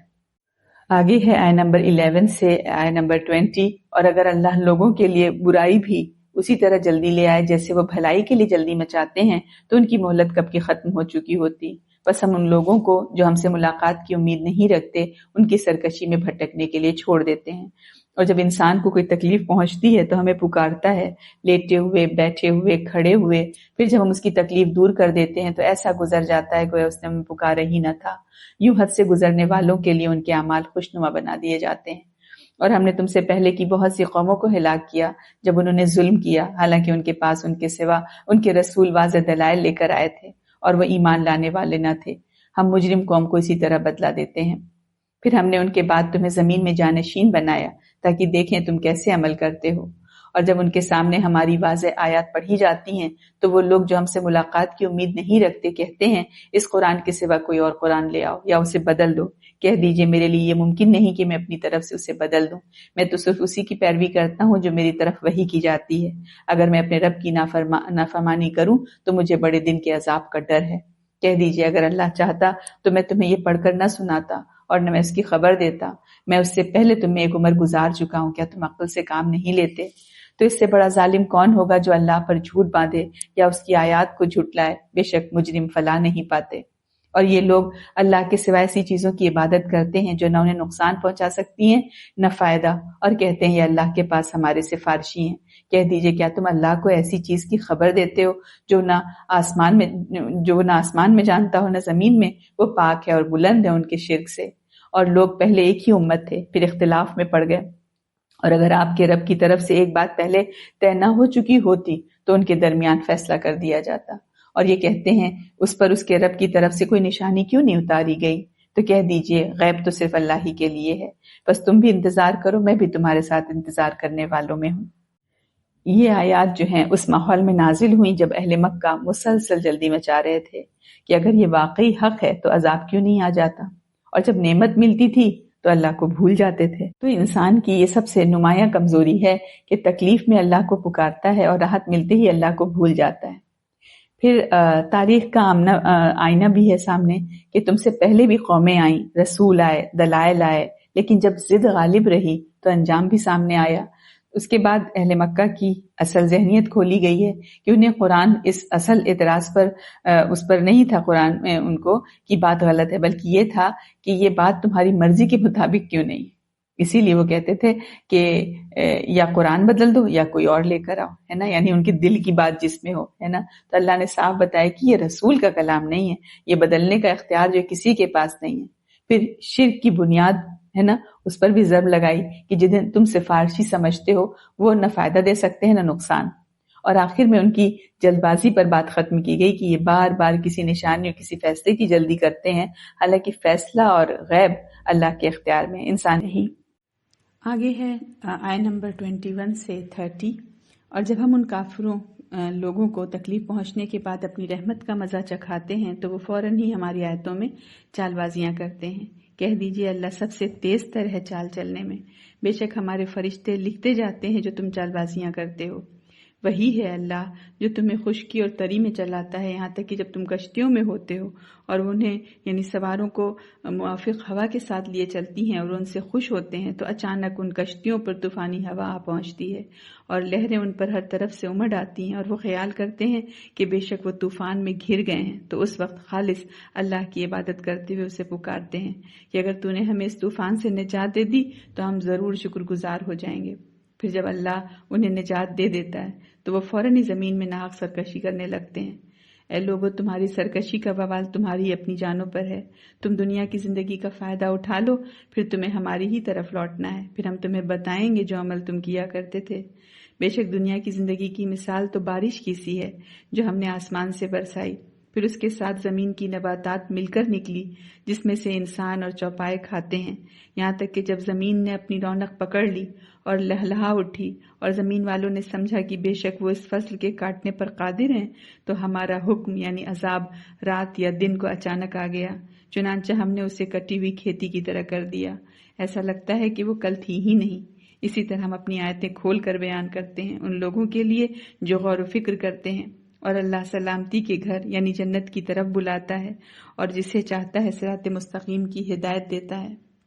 جن لوگوں نے نیک کام کیے ان کے لیے بھلائی ہے اور مزید دیدار الہی، مزید بہت اس کی الگ تفسیر ہے، اور ان کے چہروں کو سیاہی اور ذلت نہیں ڈھانپے گی، یہی لوگ جنتی ہیں، وہ اس میں ہمیشہ رہیں گے۔ اور جن لوگوں نے برے کام کیے تو برائی کا بدلہ اس برائی کے برابر ہی ہے اور ان کو ذلت ڈھانپ لے گی، کوئی انہیں اللہ کے عذاب سے بچانے والا نہیں ہوگا، یوں لگے گا کہ ان کے چہروں پر تاریک رات کے ٹکڑے اڑا دیے گئے ہیں، وہی دوزخی ہیں، وہ اس میں ہمیشہ رہیں گے۔ اور جس دن ہم ان سب کو جمع کریں گے پھر ہم ان لوگوں سے جنہوں نے شرک کیا کہیں گے تم اور تمہارے شریک اپنی اپنی جگہ ٹھہرے رہو، پھر ہم ان کے درمیان جدائی ڈال دیں گے اور ان کے شریک کہیں گے تم ہماری عبادت تو کرتے ہی نہیں تھے، چنانچہ ہمارے اور تمہارے درمیان اللہ کافی گواہ ہے، بے شک ہم تمہاری عبادت سے بالکل غافل تھے۔ وہاں ہر شخص جانچ لے گا جو کچھ اس نے پہلے یعنی دنیا میں کیا تھا، اور وہ اللہ کی طرف لوٹائے جائیں گے جو ان کا حقیقی مالک ہے، اور وہ سب کچھ ان سے جاتا رہے گا جو وہ جھوٹ گڑھا کرتے تھے۔ اللہ تعالیٰ فرما رہے ہیں کہ جب انسان تکلیف میں مبتلا ہوتا ہے تو ہماری طرف پلٹتا ہے، دعائیں کرتا ہے، گڑ گڑاتا ہے، وعدے کرتا ہے، اور پھر جیسے ہی ہم نجات دے دیتے ہیں وہی انسان ہماری آیات کے خلاف چالیں چلنے لگتا ہے اور زمین میں ناحق سرکشی شروع کر دیتا ہے۔ یہاں قرآن صرف کافروں کی بات نہیں کر رہا ہے، یہ انسان کی فطرت دکھا رہا ہے کہ انسان کی تنگ ظرفی کا عالم یہ ہے کہ جب اللہ اپنی رحمت کا یا اپنی نعمت کا مزہ انسان کو کسی تکلیف کی بات چکھاتا ہے تو یہ چھوٹتے ہی چال بازیاں کرنے لگتے ہیں۔ نعمت، کوئی بھی نعمت ہو، کوئی بھی رحمت ہو، خواہ پیسہ ہو، روپیہ ہو، مال و دولت ہو، یا شکل و صورت ہو، عزت و اقتدار، جاہ و مرتبہ ہو، یا صدارت، وزارت، سیادت ہو، تو تنگ ظرف لوگ اور مادہ پرست لوگ ایسے موقع پر خوشی سے پھولے نہیں سماتے اور آپے سے باہر ہو کر ناچنے کودنے لگتے ہیں۔ تو بتایا کہ ایسے تنگ لوگوں کی معراج یہی ہوتی ہے، جبکہ سچے مومن کی نظر آخرت اور انجام پر ہوتی ہے۔ پھر انسان کی دیکھیں ناشکری کا نمونہ کیا بتایا کہ ایسا شخص چھوٹتے ہی چال بازیاں کرنے لگتا ہے، یعنی ہماری آیتوں کے بارے میں کہتا ہے یہ سب کچھ تو میری اپنی عقل مندی اور میری تدبیر اور میری پلاننگ کا نتیجہ ہے۔ یہ کبھی کہتا ہے کہ فلاں حضرت یا فلاں آستانے کی مہربانی یا مزاروں کے نذرانوں، نیازوں اور چڑھاووں کا نتیجہ ہے، اور ان سب میں پھر اتنا آگے نکل جاتا ہے کہ اللہ کی آیات کی تکذیب اور ان کے ساتھ استہزاء کی بھی جسارت کر بیٹھتا ہے۔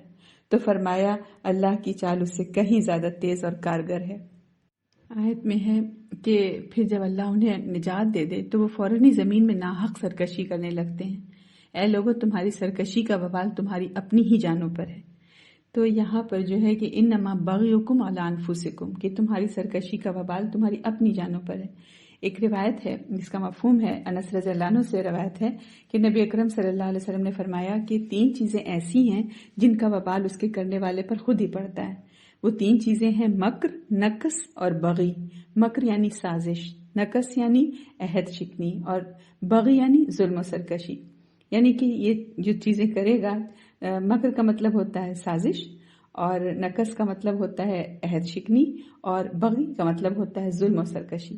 تو یہی ہے کہ نبی اکرم صلی اللہ علیہ وسلم فرمایا کہ یہی والی آیت تلاوت کی کہ انما بغیکم علی انفسکم، اور دوسری مکر کے لیے تلاوت کی ولا یحیق المکر السیء الا باہلہ، اور نکس کے لیے کیا فانما ینکس علی نفسہ، کہ یہ انہی 3 چیزوں کا وبال انسان کے اپنے خود کے اوپر پڑتا ہے۔ پھر آگے اللہ تعالیٰ دنیا کی زندگی کی مثال دے رہا ہے کہ آج سب کچھ لہلہا رہا ہے، خوشحالی ہے، طاقت ہے، کنٹرول ہے، اعتماد ہے، اور اچانک اللہ کا ایک حکم آتا ہے اور سب کچھ یوں ختم جیسے کل کچھ یہاں تھا ہی نہیں۔ تو یہ آیت دراصل انسان کے غرور کو توڑنے آئی ہے، سمجھیں۔ اسی مضمون کو نبی اکرم صلی اللہ علیہ وسلم نے اس طرح دل میں بٹھایا کہ دنیا مومن کے لیے قید خانہ ہے اور کافر کے لیے جنت ہے، یعنی اصل زندگی یہ نہیں ہے، اصل زندگی آگے ہے۔ پھر ان ساری حقیقتوں کے بعد ایک جملے میں پوری دعوت سمیٹ دیتا ہے اللہ تعالیٰ کہ اللہ تمہیں دار السلام یعنی ہمیشہ کی سلامتی کے گھر کی طرف بلا رہا ہے۔ سلامتی کے گھر کی طرف یعنی جنت کی طرف، جس میں ہر طرح کی سلامتی ہی سلامتی ہوگی، اور اس تک پہنچنے کا راستہ ایمان اور یقین اور اعمال صالحہ کا وہ راستہ ہے جس کی طرف اللہ تعالیٰ طرح طرح سے ہمیں دعوت دے رہا ہے۔ پھر آگے ہے للذین احسنوا، ان لوگوں کے لیے جنہوں نے احسن کام کیا، اچھا کام کیا، بھلائی کا کام کیا، الحسنہ ان کے لیے بھلائی ہے، وزیادتن اور زیادہ ہے۔ تو کیا ہے بھلائی کرنے والوں کے لیے بھلائی ہے جو کہ حقیقی بھلائی ہے، یعنی جنت، یعنی جن کی نیتوں میں حسن، للذین احسنوا، جن کے ارادوں میں حسن، جن کے اعمال اور اطوار حسین، جن کے طور طریقے حسین، ان کے لیے ان کے رب کے پاس بھی حسنہ ہے۔ پھر کیا ہے وزیادتن، اور مزید بھی کچھ ہے۔ تو مزید وزیادتن کی بہت مختلف تفسیر کی گئی ہے کہ کسی نے کہا کہ مزید مطلب کہ یعنی اللہ پاک کی طرف سے ملنے والا فضل اور اللہ تعالیٰ کی مہربانی، کیونکہ آیا ہے کہ وَيَزِيدُهُم مِّن فَضْلِهِ، ہے نا. تو جس کی کئی شکلیں ہو سکتی ہیں، جیسے فضل میں کی گناہوں کی بخشش اللہ کا فضل ہوگا، اور پھر کیا ہے کہ ایک نیکی پر جو ہے 10 سے 700 گنا تک والی نیکی، اس میں بھی زیادہ اجر ثواب سے نوازنا ہے نا.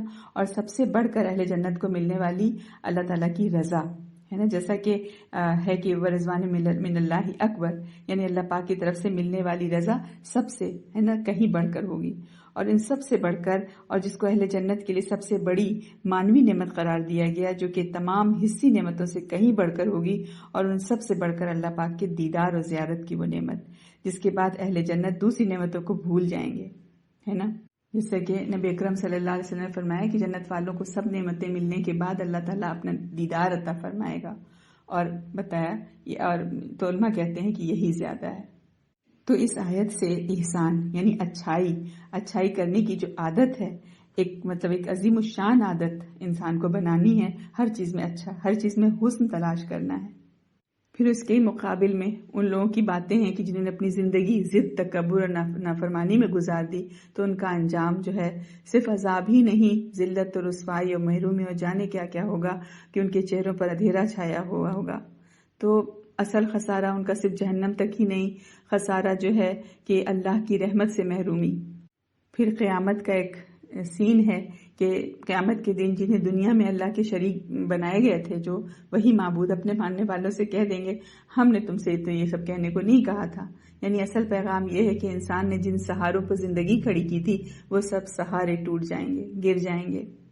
پھر کیا بتایا کہ اصل انجام کیا ہے؟ تنہا انسان اور اس کا عمل. یعنی آخر میں اللہ تعالیٰ فرما رہے ہیں کہ وہاں ہر انسان اپنے ہی کو سامنے پائے گا، ہے نا، اپنے کیے ہوئے کو، اور سب کو لوٹا دیا جائے گا اپنے حقیقی مالک کی طرف. اور جن جھوٹے سہاروں کو گڑھا گیا تھا سب ختم ہو جائیں گے.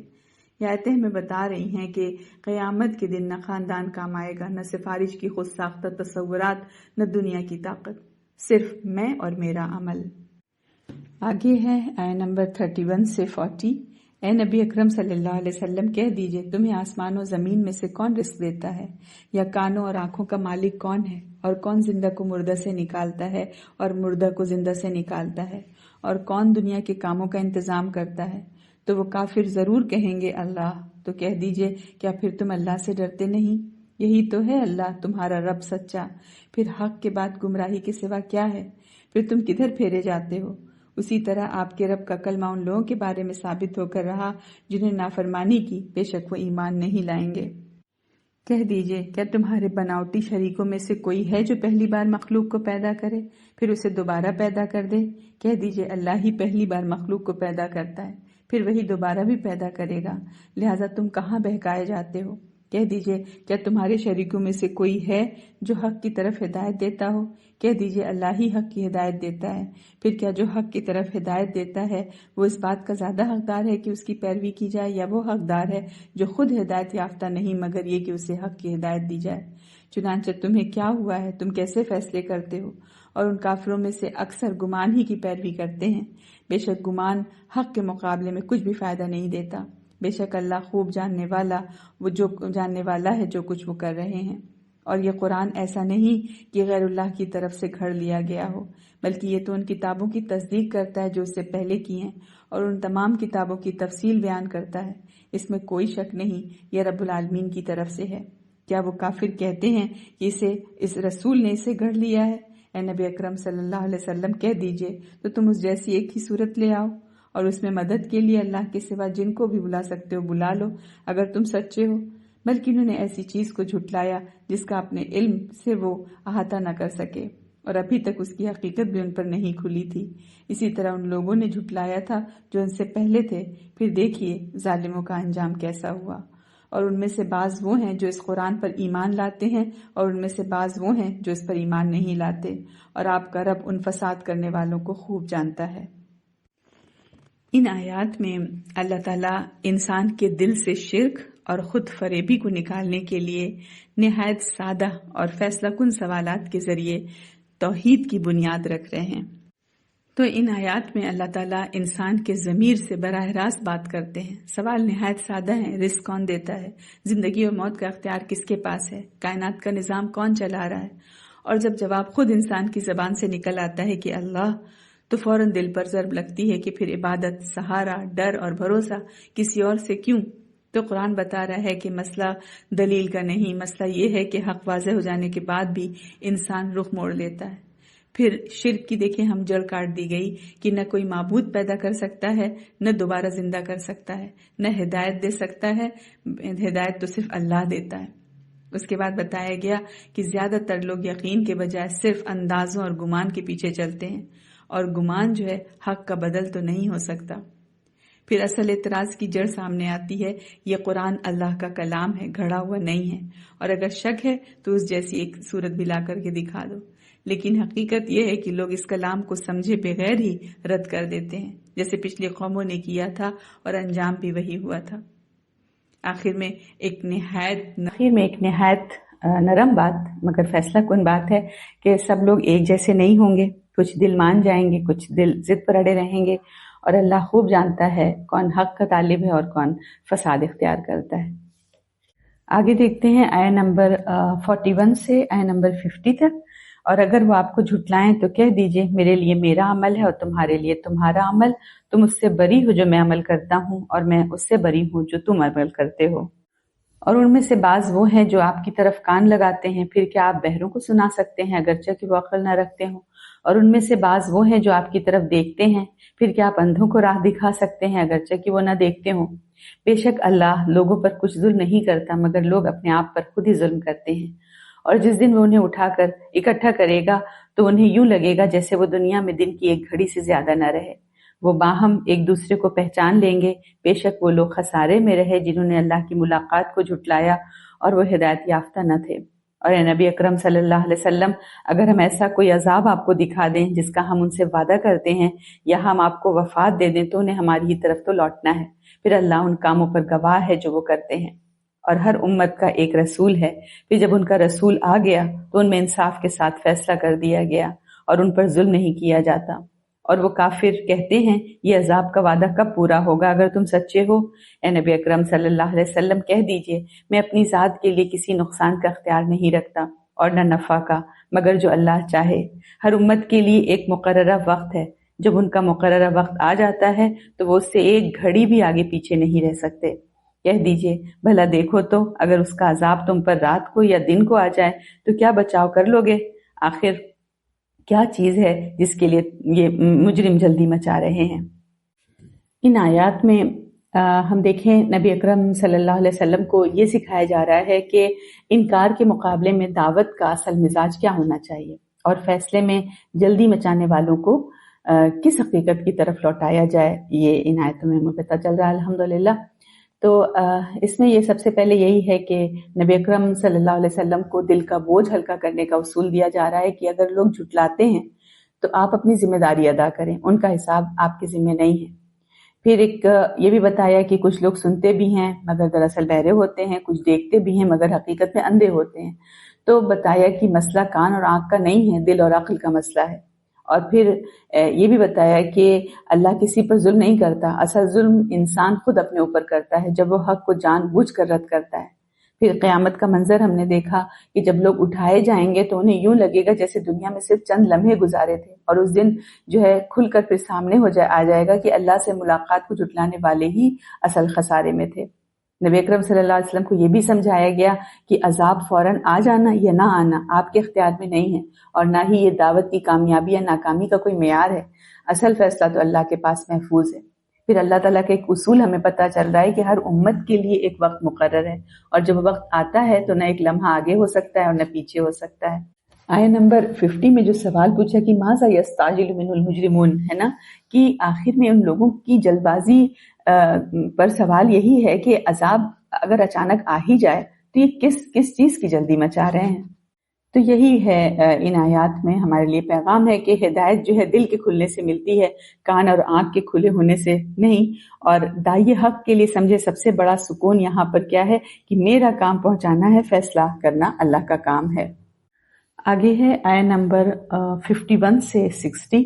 کیا پھر جب عذاب آ پڑے گا تب اس پر ایمان لاؤ گے؟ اس وقت کہا جائے گا کیا اب ایمان لاتے ہو؟ حالانکہ تم اسے جلدی مانگتے تھے۔ پھر جنہوں نے ظلم کیا ان سے کہا جائے گا تم دائمی عذاب کا مزہ چکھو، تمہیں انہی کاموں کا بدلہ دیا جاتا ہے جو تم دنیا میں کرتے رہے۔ اور اے نبی اکرم صلی اللہ علیہ وسلم، وہ آپ سے پوچھتے ہیں کیا وہ عذاب سچ مچ آئے گا؟ آپ کہہ دیجئے ہاں میرے رب کی قسم وہ سچ مچ آئے گا اور تم اللہ کو عاجز نہیں کر سکتے۔ اور اگر ہر ظالم شخص کے پاس ساری زمین کا مال ہو تو وہ اسے عذاب سے بچنے کے لیے ضرور فدیہ دے دے گا، اور مجرم جب عذاب دیکھیں گے تو ندامت کو چھپائیں گے اور ان میں انصاف کے ساتھ فیصلہ کیا جائے گا اور ان پر کوئی ظلم نہیں ہوگا۔ آگاہ رہو، بے شک اللہ ہی کا ہے جو کچھ آسمانوں اور زمین میں ہے۔ آگاہ رہو، بلا شبہ اللہ کا وعدہ حق ہے لیکن اکثر لوگ نہیں جانتے۔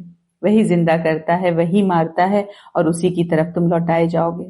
اے لوگو، بے شک تمہارے پاس تمہارے رب کی طرف سے نصیحت آ گئی اور یہ شفا ہے ان بیماریوں کے لیے جو سینوں میں ہے اور مومنوں کے لیے ہدایت اور رحمت ہے۔ اے نبی اکرم صلی اللہ علیہ وسلم، کہہ دیجئے یہ اللہ کے فضل اور اس کی رحمت سے نازل ہوا ہے، لہٰذا لوگوں کو چاہیے کہ وہ خوش ہوں، یہ ان چیزوں سے بہتر ہے جسے وہ جمع کر رہے ہیں۔ کہہ دیجئے بھلا دیکھو تو اللہ نے تمہارے لیے جو رزق نازل کیا پھر تم نے اس میں سے کچھ حرام اور کچھ حلال ٹھہرا لیا۔ کہہ دیجئے کیا اللہ نے تمہیں یہ حکم دیا ہے یا تم اللہ پر جھوٹ باندھتے ہو؟ اور کیا گمان ہے ان لوگوں کا جو اللہ پر جھوٹ باندھتے ہیں روز قیامت کے بارے میں؟ بے شک اللہ لوگوں پر بڑے فضل والا ہے لیکن ان میں سے اکثر شکر نہیں کرتے۔ اس آیت میں دیکھیں جو سوال کیا جا رہا ہے کہ پھر جب کیا عذاب آ پڑے گا تب تم ایمان لاؤ گے، ہے نا؟ تو یہی ہے کہ انسان کو جو ہے سب سے خطرناک غلط فہمی سے توڑا جا رہا ہے کہ جب عذاب آ جائے گا آنکھوں سے دیکھ لینے کے بعد تو فائدہ نہیں دے گا۔ تو قرآن صاف بتا رہا ہے کہ جب قیامت کا وقت آ جائے گا، فیصلہ ہو جائے گا، تب تمہارا مان لینا، کوئی قبول کرنا نہ کرنا تو صرف کچھ نہیں ہوگا، مانا ہی نہیں جائے گا، وہ تو صرف پچھتاوا رہ جائے گا۔ پھر یہ دیکھیں حقیقت بھی ڈالی جا رہی ہے کہ پوری زمین کی دولت بھی ہو تو وہ سب دے کر بھی اپنے رب سے نہیں بچ سکتے ہیں نا۔ تو کیونکہ فیصلہ جو ہے مکمل اللہ تعالیٰ کے ہاں انصاف کے ساتھ ہوگا۔ اس کے بعد دل کو ایک اور بڑی حقیقت کی طرف لوٹایا جا رہا ہے کہ کائنات کی ہر چیز اللہ کی ملکیت ہے، زندگی اور موت اسی کے اختیار میں ہے اور لوٹ کر بھی اسی کے پاس جانا ہے۔ اور پھر دیکھیں آگے یہ جو آیات ہیں یہ والی کہ ایک سیکنڈ، ہاں کیا جو یہ قد جاءتکم موعظۃ من ربکم نا، اور یہ اس میں دیکھیں کیا چیزیں ہیں، پھر وشفاء لما فی الصدور، پھر آگے آئے گا قل بفضل اللہ وبرحمتہ فبذلک فلیفرحوا هو خیر مما یجمعون۔ میری بہت پسندیدہ آیت ہے یہ الحمدللہ۔ تو یہ جو آیت شروع ہو رہی ہے یہ یا ایھا الناس کہہ کر ہے نا، کہ اس میں اللہ تعالیٰ جو ہے پوری انسانیت کو مخاطب کر کے فرما رہے کہ اے لوگو، تمہارے پاس تمہارے رب کی طرف سے ایک عظیم نصیحت آ چکی ہے جو دلوں کی بیماریوں کی شفا ہے اور جو ایمان والوں کے لیے سراسر ہدایت اور مکمل رحمت ہے۔ تو اللہ تعالیٰ نے یہاں ہم دیکھیں قد ہے نا، قد جاءتکم، قد جو ہے تاکید کے لیے آیا یہاں پر، یہ تاکید کے ساتھ فرمایا، تاکید کے ساتھ یہ نصیحت یہ بتایا کہ آ چکی ہے، یعنی یہ کوئی آنے والی چیز نہیں ہے، نہ کوئی دور کی بات ہے، بلکہ اللہ کی طرف سے یہ عظیم نعمت انسانوں تک پہنچ چکی ہے۔ یہ نصیحت ایسی شاندار اور بے مثال ہے جو انسان کو دنیا اور آخرت دونوں کی کامیابی عطا کرتی ہے۔ اسی لیے دل سے شکر ادا کرنے کا مقام ہے نا ہمارے لیے کہ اللہ تعالیٰ نے ہمیں قرآن سے جوڑا اور ہم الحمدللہ مسلم گھروں میں پیدا ہوئے، ہم مسلمان ہیں، ہمارے پاس ایمان کی دولت ہے۔ اور خاص بات یہ کہ یہاں تمام انسانوں کو خطاب کیا گیا ہے، صرف مسلمانوں کو نہیں، کیونکہ جب یہ نصیحت رب کی طرف سے ہے تو اس میں خیر ہی خیر ہے، برکت ہی برکت ہے، سب کے لیے، پوری انسانیت کے لیے۔ تو اس میں کسی قسم کی کوئی غلطی، کوئی نقص یا کوئی کوتاہی کا امکان ہی نہیں۔ یہ قرآن انسان کو ان تمام خطرات، ان تمام ہلاکت والے راستوں سے بچا رہا ہے، آگاہ کر رہا ہے جن سے بچنا ہر انسان کے لیے نہایت ضروری ہے۔ مگر جو لوگ ہدایت کے نور سے محروم ہوتے ہیں، آنکھیں بند کیے انہی خطرات والے راستوں پر چلتے چلے جا رہے ہیں۔ تو اللہ تعالی ہم سب کو حفاظت میں رکھے، آمین۔ پھر دیکھیں فرمایا گیا کہ یہ قرآن دلوں کی بیماریوں کے لیے شفا ہے۔ کون سی بیماری؟ کفر و شرک کی بیماری، الحاد و بے دینی کی بیماری، شک شبہات بدگمانی کی بیماری، نفاق کی بیماری، ہے نا؟ یہ کیسی بیماریاں ہیں؟ یہ ایسی بیماریاں ہیں جو انسان کو تباہی اور ہلاکت کے انتہائی گہرے گڈھوں میں گرا دیتی ہیں۔ تو یہ صرف افراد کو نہیں بلکہ قوموں کو اور ملکوں کو بھی برباد کر دیتی ہیں۔ اور ان بیماریوں کی سنگینی کیا ہے کہ آج تک کوئی بھی کتنے سے بھی دولت مند انسان، مادہ پرست انسان کے پاس بھی ان کا کوئی حقیقی علاج نہیں ہے ان بیماریوں کا، اور نہ قیامت تک ہو سکتا ہے، کیونکہ یہ مسئلہ عقل، سائنس یا مادی ترقی کے دائرے کا نہیں ہے بلکہ عالم بالا سے تعلق رکھتا ہے۔ انسان جتنی مرضی مادی ترقی کر لے وہ وحی اور ہدایت الہی سے بے نیاز نہیں ہو سکتا، بلکہ جتنا آگے بڑھتا ہے اتنا ہی اس کا محتاج ہوتا چلا جاتا ہے۔ ورنہ دلوں کی یہ مہلک بیماریاں انسان سے اس کے تمام انسانی جو اوصاف ہی چھین لیتی ہیں، اور وہ دل پر مہر لگ جاتی ہے اس جانے کی کیفیت میں صرف حیوان بلکہ بدترین مخلوق، جسے کہا گیا نا شر البریہ، بن کر رہ جاتا ہے۔ اسی لیے قرآن ایک ایسا نسخہ کیمیا ہے جس میں ان تمام تباہ کن بیماریوں کا مکمل علاج موجود ہے۔ پھر دیکھیں آخر میں کیا فرمایا کہ قرآن سے فائدہ اٹھانے کی سب سے پہلی شرط ایمان اور یقین ہے۔ یہ کتاب دلوں کی بیماریوں کی شفا ہے، مکمل ہدایت ہے اور سراسر رحمت ہے، لیکن ایمان والوں کے لیے۔ تو یہ بالکل فطری بات ہے۔ شفا خانے میں دیکھیں ہر بیماری کا علاج موجود ہوتا ہے، مگر فائدہ اسی کو ہوتا ہے جو دوا کو مؤثر مان کر ڈاکٹر کی ہدایت کے مطابق استعمال کرے۔ جو دوا کی افادیت کو تو مانے ہی نہیں اور استعمال ہی نہ کرے، اسے شفا کیسے مل سکتی ہے؟ اسی طرح جو لوگ قرآن پر ایمان رکھتے ہیں یا ایمان لانا چاہتے ہیں، ان کے لیے کتاب سراسر ہدایت اور مکمل رحمت ہے، اور جو لوگ ایمان لانا ہی نہیں چاہتے ان کے لیے یہی قرآن محرومی پر محرومی اور گندگی پر گندگی کا سبب بن جاتا ہے۔ آخرکار انسان کی اصلاح یا بگاڑ اس کی صحت یا فساد کا اصل دار و مدار اس کے دل، نیت اور اندرونی ارادے پر ہے۔ پھر دیکھیں جو یہ والی بات ہے کہ قل بفضل اللہ وبرحمتہ فبذلک فلیفرحوا هو خیر مما یجمعون، کہ آپ لوگوں سے کہہ دیجئے کہ اللہ کے فضل اور اس کی رحمت پر خوشی منانی چاہیے، کیونکہ اس ساری چیز سے کہیں بہتر ہے جسے لوگ دنیا میں جمع کرنے میں لگے رہتے ہیں۔ اس آیت میں صاف طور پر بتا دیا گیا کہ اصل خوشی کس بات پر ہونی چاہیے۔ لوگ عام طور پر مال جمع کرنے، دولت اکٹھی کرنے، دنیا کی چیزیں جوڑنے میں لگے رہتے ہیں، مگر اللہ تعالیٰ فرماتے ہیں کہ اللہ کا فضل اور اس کی رحمت یعنی قرآن، ہدایت، ایمان اور یقین، یہ سب اس دنیا کی دولت سے کہیں زیادہ بہتر ہے، کیونکہ دنیا کا مال، سامان اور دولت عارضی ہے، تھوڑی مدت کے لیے ختم ہو جانے والی ہے، جبکہ قرآن کا نور اور ایمان و یقین کی دولت صرف دنیا میں نہیں بلکہ مرنے کے بعد آنے والی ہمیشہ کی آخرت میں بھی کام آنے والی۔ اسی لیے اس نعمت کی عظمت کا کوئی مقابلہ ہی نہیں۔ اللہ کے فضل اور رحمت سے کیا مراد ہے؟ یہاں ایک اہم بات بھی سمجھائی گئی ہے۔ آیت کے الفاظ میں مختلف پہلو بھی بیان کیے گئے ہیں، لیکن سب سے بہتر اور دل کو لگنے والی بات یہ ہے کہ یہاں مطلب یہ ہے کہ یہ قرآن اللہ کے بہت بڑے فضل اور بے پایہ رحمت کے ساتھ نازل ہوا ہے۔ یعنی لوگوں سے کہا جا رہا ہے یہ جو قرآن تمہارے پاس آیا ہے یہ اللہ کا بہت بڑا احسان ہے اور اس کی نہ ختم ہونے والی رحمت ہے۔ پھر کیا کہہ رہے ہیں کہ اصل خوشی کس بات پر ہونی چاہیے، ہے نا؟ یعنی اگر کسی بات پر خوش ہونا ہے تو اللہ کے فضل پر خوش ہو، اللہ کی رحمت پر خوش ہو، قرآن اور ہدایت پر خوش ہو، کیونکہ یہی چیز دنیا میں بھی کامیابی دیتی ہے اور آخرت میں بھی کامیابی کا ذریعہ بنتی ہے۔ یہ انسان کو دنیا اور آخرت دونوں کی بھلائی اور سرخروئی تک پہنچا دیتی ہے۔ پھر آگے جو ہے ایک خطرناک جرم کی طرف نشاندہی ہے کہ اللہ کے دیے ہوئے رزق میں اپنی طرف سے حلال و حرام کے فیصلے کر لینا اور یوں اللہ پر جھوٹ بات دینا۔ تو قرآن بتاتا ہے کہ قیامت کے دن اس جھوٹ کی کوئی گنجائش باقی نہیں رہے گی، اور اللہ کے نام پر اپنی مرضی کے حلال و حرام گڑھنا سب سے بڑا ظلم ہے اور سب سے خطرناک جھوٹ ہے۔ آگے ہے آیت نمبر 61 سے 70، اور اے نبی اکرم صلی اللہ علیہ وسلم، آپ جس حال میں بھی ہوتے ہیں اور اللہ کی طرف سے قرآن میں سے جو کچھ بھی پڑھتے ہیں اور تم لوگ جو بھی عمل کرتے ہو، اس وقت ہم تمہیں دیکھ رہے ہوتے ہیں جب تم اس میں مصروف ہوتے ہو، اور آپ کے رب سے ذرہ برابر کوئی چیز بھی چھپی نہیں ہوتی، نہ زمین میں، نہ آسمان میں، اور نہ کوئی اس سے چھوٹی چیز اور نہ بڑی، مگر وہ واضح کتاب میں درج ہے۔ آگاہ رہو، بے شک اولیاء اللہ پر کوئی خوف نہیں ہوگا اور نہ وہ غمگین ہوں گے۔ یعنی وہ لوگ جو ایمان لائے اور اللہ سے ڈرتے رہے، ان کے لیے دنیا کی زندگی میں خوشخبری ہے اور آخرت میں بھی اللہ کی باتوں میں تبدیلی نہیں ہوتی، یہی بہت بڑی کامیابی ہے۔ اور اے نبی اکرم صلی اللہ علیہ وسلم ان کی باتیں آپ کو غمگین نہ کریں، بے شک عزت تو ساری اللہ ہی کے لیے ہے، وہی خوب سننے والا خوب جاننے والا ہے۔ آگاہ رہو، بے شک اللہ ہی کے لیے ہے آسمانوں میں جو مخلوق ہے اور جو زمین میں ہے، اور جو لوگ اللہ کے سوا شریکوں کو پکارتے ہیں وہ کسی اور چیز کی پیروی نہیں کرتے مگر صرف گمان کی پیروی کرتے ہیں، اور وہ صرف قیاس کے گھوڑے دوڑاتے ہیں۔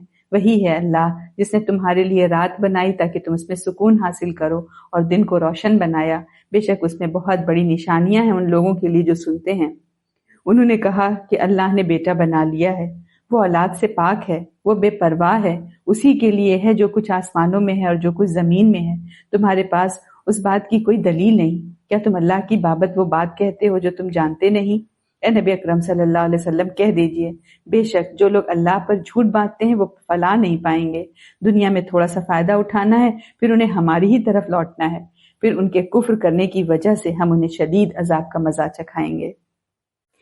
ان ساری آیات میں دیکھیں بات یہ ہے کہ مکہ کے لوگ جو تھے اللہ کے علم و قدرت کو مانتے بھی تھے مگر اللہ کے قریبی ہونے کا شعور نہیں رکھتے تھے، اور کچھ خاص ہستیوں کو اللہ کے ہاں سہارا اور ضمانت سمجھتے تھے۔ تو ان آیات میں دل کو یہ یقین بھی دیا جا رہا ہے کہ اللہ ہر حال میں ہمارے ساتھ ہے، دیکھ رہا ہے، اور پھر مشرکانہ یہ جو شفاعت اور اولیاء کے غلط تصور ہیں ان کی جڑ کاٹی جا رہی ہے۔ تو سب سے پہلے یہی دل میں گہرا یقین اتارا گیا کہ انسان جس حال میں بھی ہو، جو بات بھی کہہ رہا ہو، جو قدم بھی اٹھا رہا ہو، اللہ اس لمحے خود اس کا مشاہدہ فرما رہا ہے، اور کائنات میں ذرے ذرے کے برابر بھی کوئی چیز اس کے علم سے باہر نہیں ہے۔ پھر اللہ تعالیٰ اولیاء اللہ اس کی پہچان بھی بتائی گئی کہ نہ کوئی خاص خاندان ہے، نہ کوئی لقب ہے، بلکہ صرف ایمان اور تقوی، اور ایسے لوگوں کے لیے دنیا میں بھی دل کی بشارت ہے اور آخرت میں بھی دائمی کامیابی ہے۔ اس کے بعد دیکھیں نبی اکرم صلی اللہ علیہ وسلم کو پھر پچھلی بھی آیتوں میں تسلی تھی اس میں، اور بار بار مستقل تسلی ہے کہ مخالفین کی جو باتوں سے دل تنگ نہ کریں۔ یہ ہم سب کے لیے بھی میسج ہے کہ جب اس میدان میں آپ اتریں گے تو آپ کو بہت کچھ سہنا پڑ سکتا ہے، تو اللہ تعالیٰ کی طرف سے سمجھے بہت زیادہ تسلی دی گئی ہے نبی اکرم صلی اللہ علیہ وسلم کے تھرو سارے دائی حق کو، ہے نا۔ تو یہ بتایا کہ آپ جو ہے دل تنگ نہ کریں، عزت وقار اور فیصلہ جو ہے سب اللہ کے ہاتھ میں ہے۔ پھر مشرکانہ سہاروں کی جو ہے اصل حقیقت کھولی گئی کہ جنہیں اللہ کے سوا پکارا جاتا ہے وہ حقیقت میں کسی علم و دلیل پر نہیں ہوتا، صرف جو گمان ہے اور خود ساختہ خیال پر قائم ہے۔ اللہ تعالیٰ پھر اپنی قدرت کی نشانی یاد دلا رہے ہیں کہ رات کا سکون ہو یا دن کی روشنی ہو تو انسان سمجھے کہ جو رب یہ نظام چلا رہا ہے وہی عبادت اور بھروسے کے لائق ہے۔ اور پھر جو اللہ کے نزدیک سب سے سنگین جھوٹ ہے، سب سے سنگین گناہ ہے کہ اللہ کے ساتھ شریک کرنا اور اللہ کے لیے اولاد ثابت کرنا، تو قرآن صاف کہہ رہا ہے کہ اللہ ہر احتیاج سے پاک ہے، اور اس بارے میں بولنا جس کی کوئی دلیل نہ ہو اللہ پر جھوٹ باندھنے کے مترادف ہے۔ اور پھر آخر میں دیکھیں کیا کہا کہ جو لوگ اللہ پر جھوٹ گڑتے ہیں وہ وقتی طور پر دنیا سے تو فائدہ اٹھا لیں گے مگر انجام کا واپسی اللہ ہی کی طرف ہے۔ بڑی سخت بات ہے اور پھر سخت حساب ہے۔ تو ان آیت سے سمجھیں ہمارے لیے میسج یہ نکل رہا ہے کہ جب انسان یہ جان لے کہ میرا ہر لمحہ، ہر لفظ، ہر عمل اللہ کے علم میں ہے تو پھر زندگی خود بخود سنورنے لگے گی۔ اور یہ بھی ہے کہ اس دین میں اپنی طرف سے ہم کوئی عقیدے نہ گڑھ لیں، یہ سب سے خطرناک راستہ ہے۔ آگے ہے آیت نمبر 71 سے 80، اور اے نبی اکرم صلی اللہ علیہ وسلم آپ انہیں نوح کا قصہ سنا دیجئے جب اس نے اپنی قوم سے کہا، اے میری قوم، اگر تمہیں میرا قیام اور اللہ کی آیتوں کے ساتھ نصیحت کرنا ناگوار ہے تو میں نے اللہ ہی پر توکل کیا ہے، چنانچہ تم اور تمہارے شریک مل کر میرے خلاف فیصلہ کر دو، پھر تمہارا فیصلہ تم میں سے کسی سے پوشیدہ نہ رہے، پھر میرے خلاف وہ کر گزرو اور مجھے ہدایت مہلت نہ دو، پھر اگر تم حق سے منہ موڑ لو تو میں نے تم سے کسی اجر کا سوال نہیں کیا، میرا اجر تو اللہ کے پاس ہے اور مجھے یہ حکم دیا گیا ہے کہ میں فرمانبرداروں میں سے ہو جاؤں۔ پھر انہوں نے اسے جھٹلایا تو ہم نے اسے اور ان لوگوں کو نجات دی جو اس کے ساتھ کشتی میں سوار تھے، اور ہم نے انہیں ان کا جانشین بنا دیا، اور ہم نے ان لوگوں کو ڈبو دیا جنہوں نے ہماری آیات کو جھٹلایا تھا۔ پھر نبی اکرم صلی اللہ علیہ وسلم دیکھیے ان لوگوں کا کیسا انجام ہوا جنہیں ڈرایا گیا تھا۔ پھر ہم نے نوح کے بعد کئی رسول ان کی اپنی اپنی قوم کی طرف بھیجے تو وہ ان کے پاس واضح دلائل لے کر آئے، تو پھر بھی نہ ہوئے کہ وہ اس پر ہدایت پر ایمان لے آتے جس سے وہ پہلے جھٹلا چکے تھے۔ اسی طرح ہم حد سے گزرنے والوں کے لیے دلوں پر مہر لگا دیتے ہیں، پھر اس کے بعد ہم نے موسیٰ اور ہارون کو اپنی آیتوں کے ساتھ فرعون اور اس کی قوم کے سرداروں کی طرف بھیجا تو انہوں نے تکبر کیا اور وہ مجرم لوگ تھے۔ پھر جب ان کے پاس ہماری طرف سے حق آ گیا تو انہوں نے کہا بے شک یہ تو کھلا جادو ہے۔ موسیٰ نے کہا کیا تم حق کے بارے میں یہ کہتے ہو جب وہ تمہارے پاس آ گیا؟ کیا یہ جادو ہے؟ حالانکہ جادوگر تو فلا نہیں پاتے۔ انہوں نے کہا کیا تم ہمارے پاس آیا ہے کہ ہمیں اس طریقے سے ہٹا دے جس پر ہم نے اپنے باپ دادا کو پایا اور تم دونوں کے لیے زمین میں اقتدار ہو جبکہ ہم تم دونوں پر ایمان لانے والے نہیں؟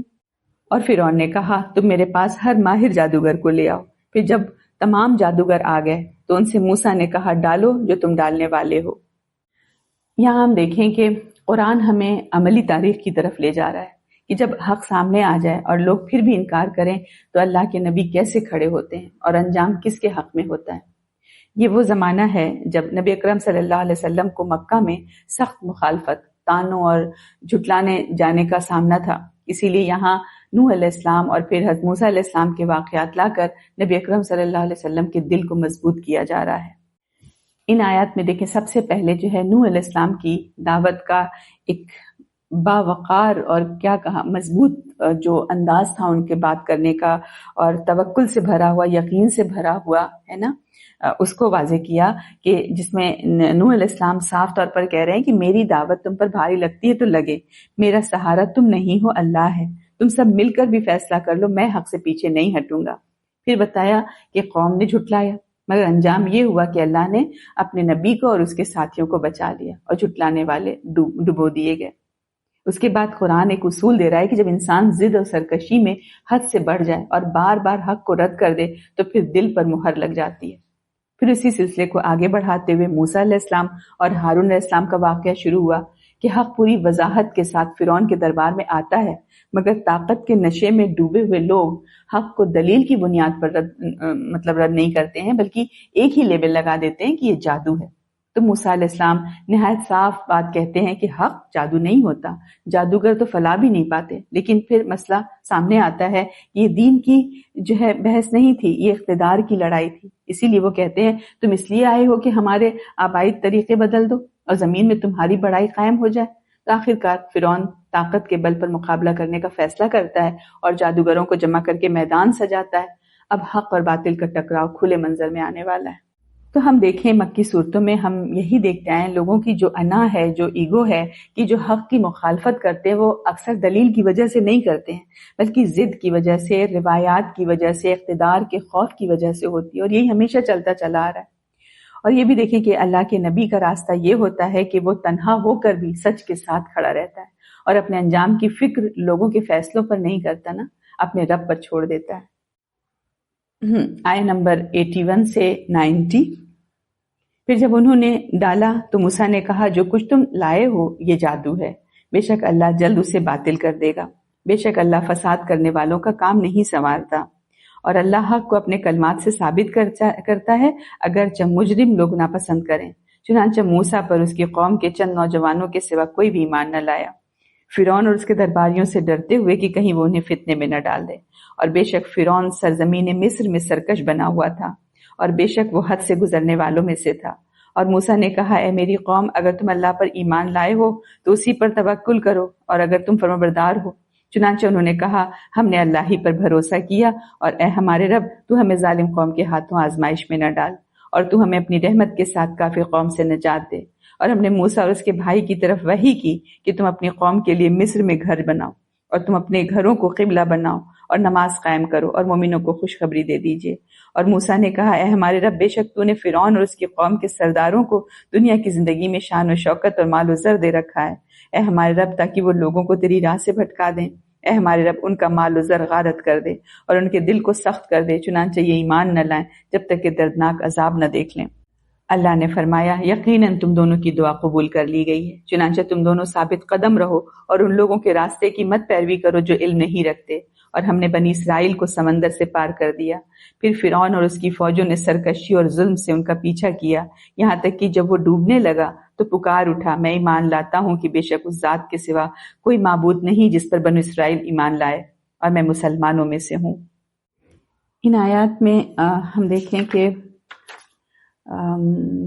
آیت نمبر 81 سے آیت نمبر 90 ہے نا، ہاں، تو اس میں یہ ہے کہ جو ہے جادو کے مقابلے میں اللہ تعالیٰ اپنے حق کو کیسے غالب کر رہا ہے، اور پھر بنی اسرائیل کے دلوں میں ایمان کے ساتھ ساتھ خوف کی کیفیت کیسے باقی رہتی ہے۔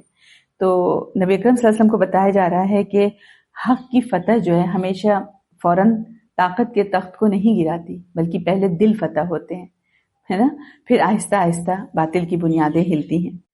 تو یہی واضح کیا گیا ان آیات میں کہ باطل جو ہے وقتی شور تو مچا سکتا ہے، مگر اللہ کے یہاں اس کے لیے کوئی بقا نہیں ہے۔ تو موسیٰ علیہ السلام صاف کہتے ہیں کہ یہ جادو ہے اور اللہ فساد کے کام کو چلنے نہیں دیتا۔ پھر ایک اصول کے اللہ اپنے کلمات سے حق کو غالب کر دیتا ہے، چاہے مجرموں کو کتنا ہی برا لگے۔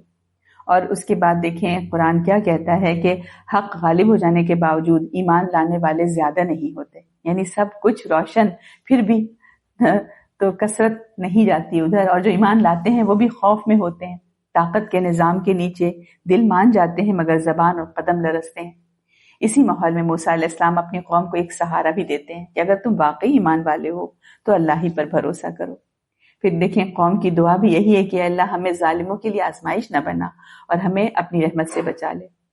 پھر اللہ تعالیٰ جو ہے انہیں صرف سیاسی نجات کا راستہ نہیں بتاتے، روحانی مضبوطی کا بھی راستہ دکھاتے ہیں کہ اپنی گھروں کو عبادت کا مرکز بنا لو اور نماز قائم کرو، یعنی ظلم کے دور میں ایمان کی بقا کا اصل قلعہ گھر اور نماز بنتے ہیں۔ اس وقت جو بنی اسرائیل تھے وہ فرعون کے سخت ظلم میں تھے، اور وہ اپنے عبادت خانے میں کھل کر نماز نہیں پڑھ سکتے تھے کیونکہ فرعون اور اس کی قوم کا ڈر تھا۔ اسی لیے اللہ تعالیٰ نے حکم دیا کہ اپنے گھروں ہی کو عبادت کی جگہ بنا لو، وہی نماز ادا کرو۔ تو اس سے دیکھیں ہمیں یہ پتہ چل رہا ہے کہ نماز کتنی اہم عبادت ہے کہ غلامی اور خوف کے ماحول میں بھی اس کا اہتمام کروایا جا رہا ہے۔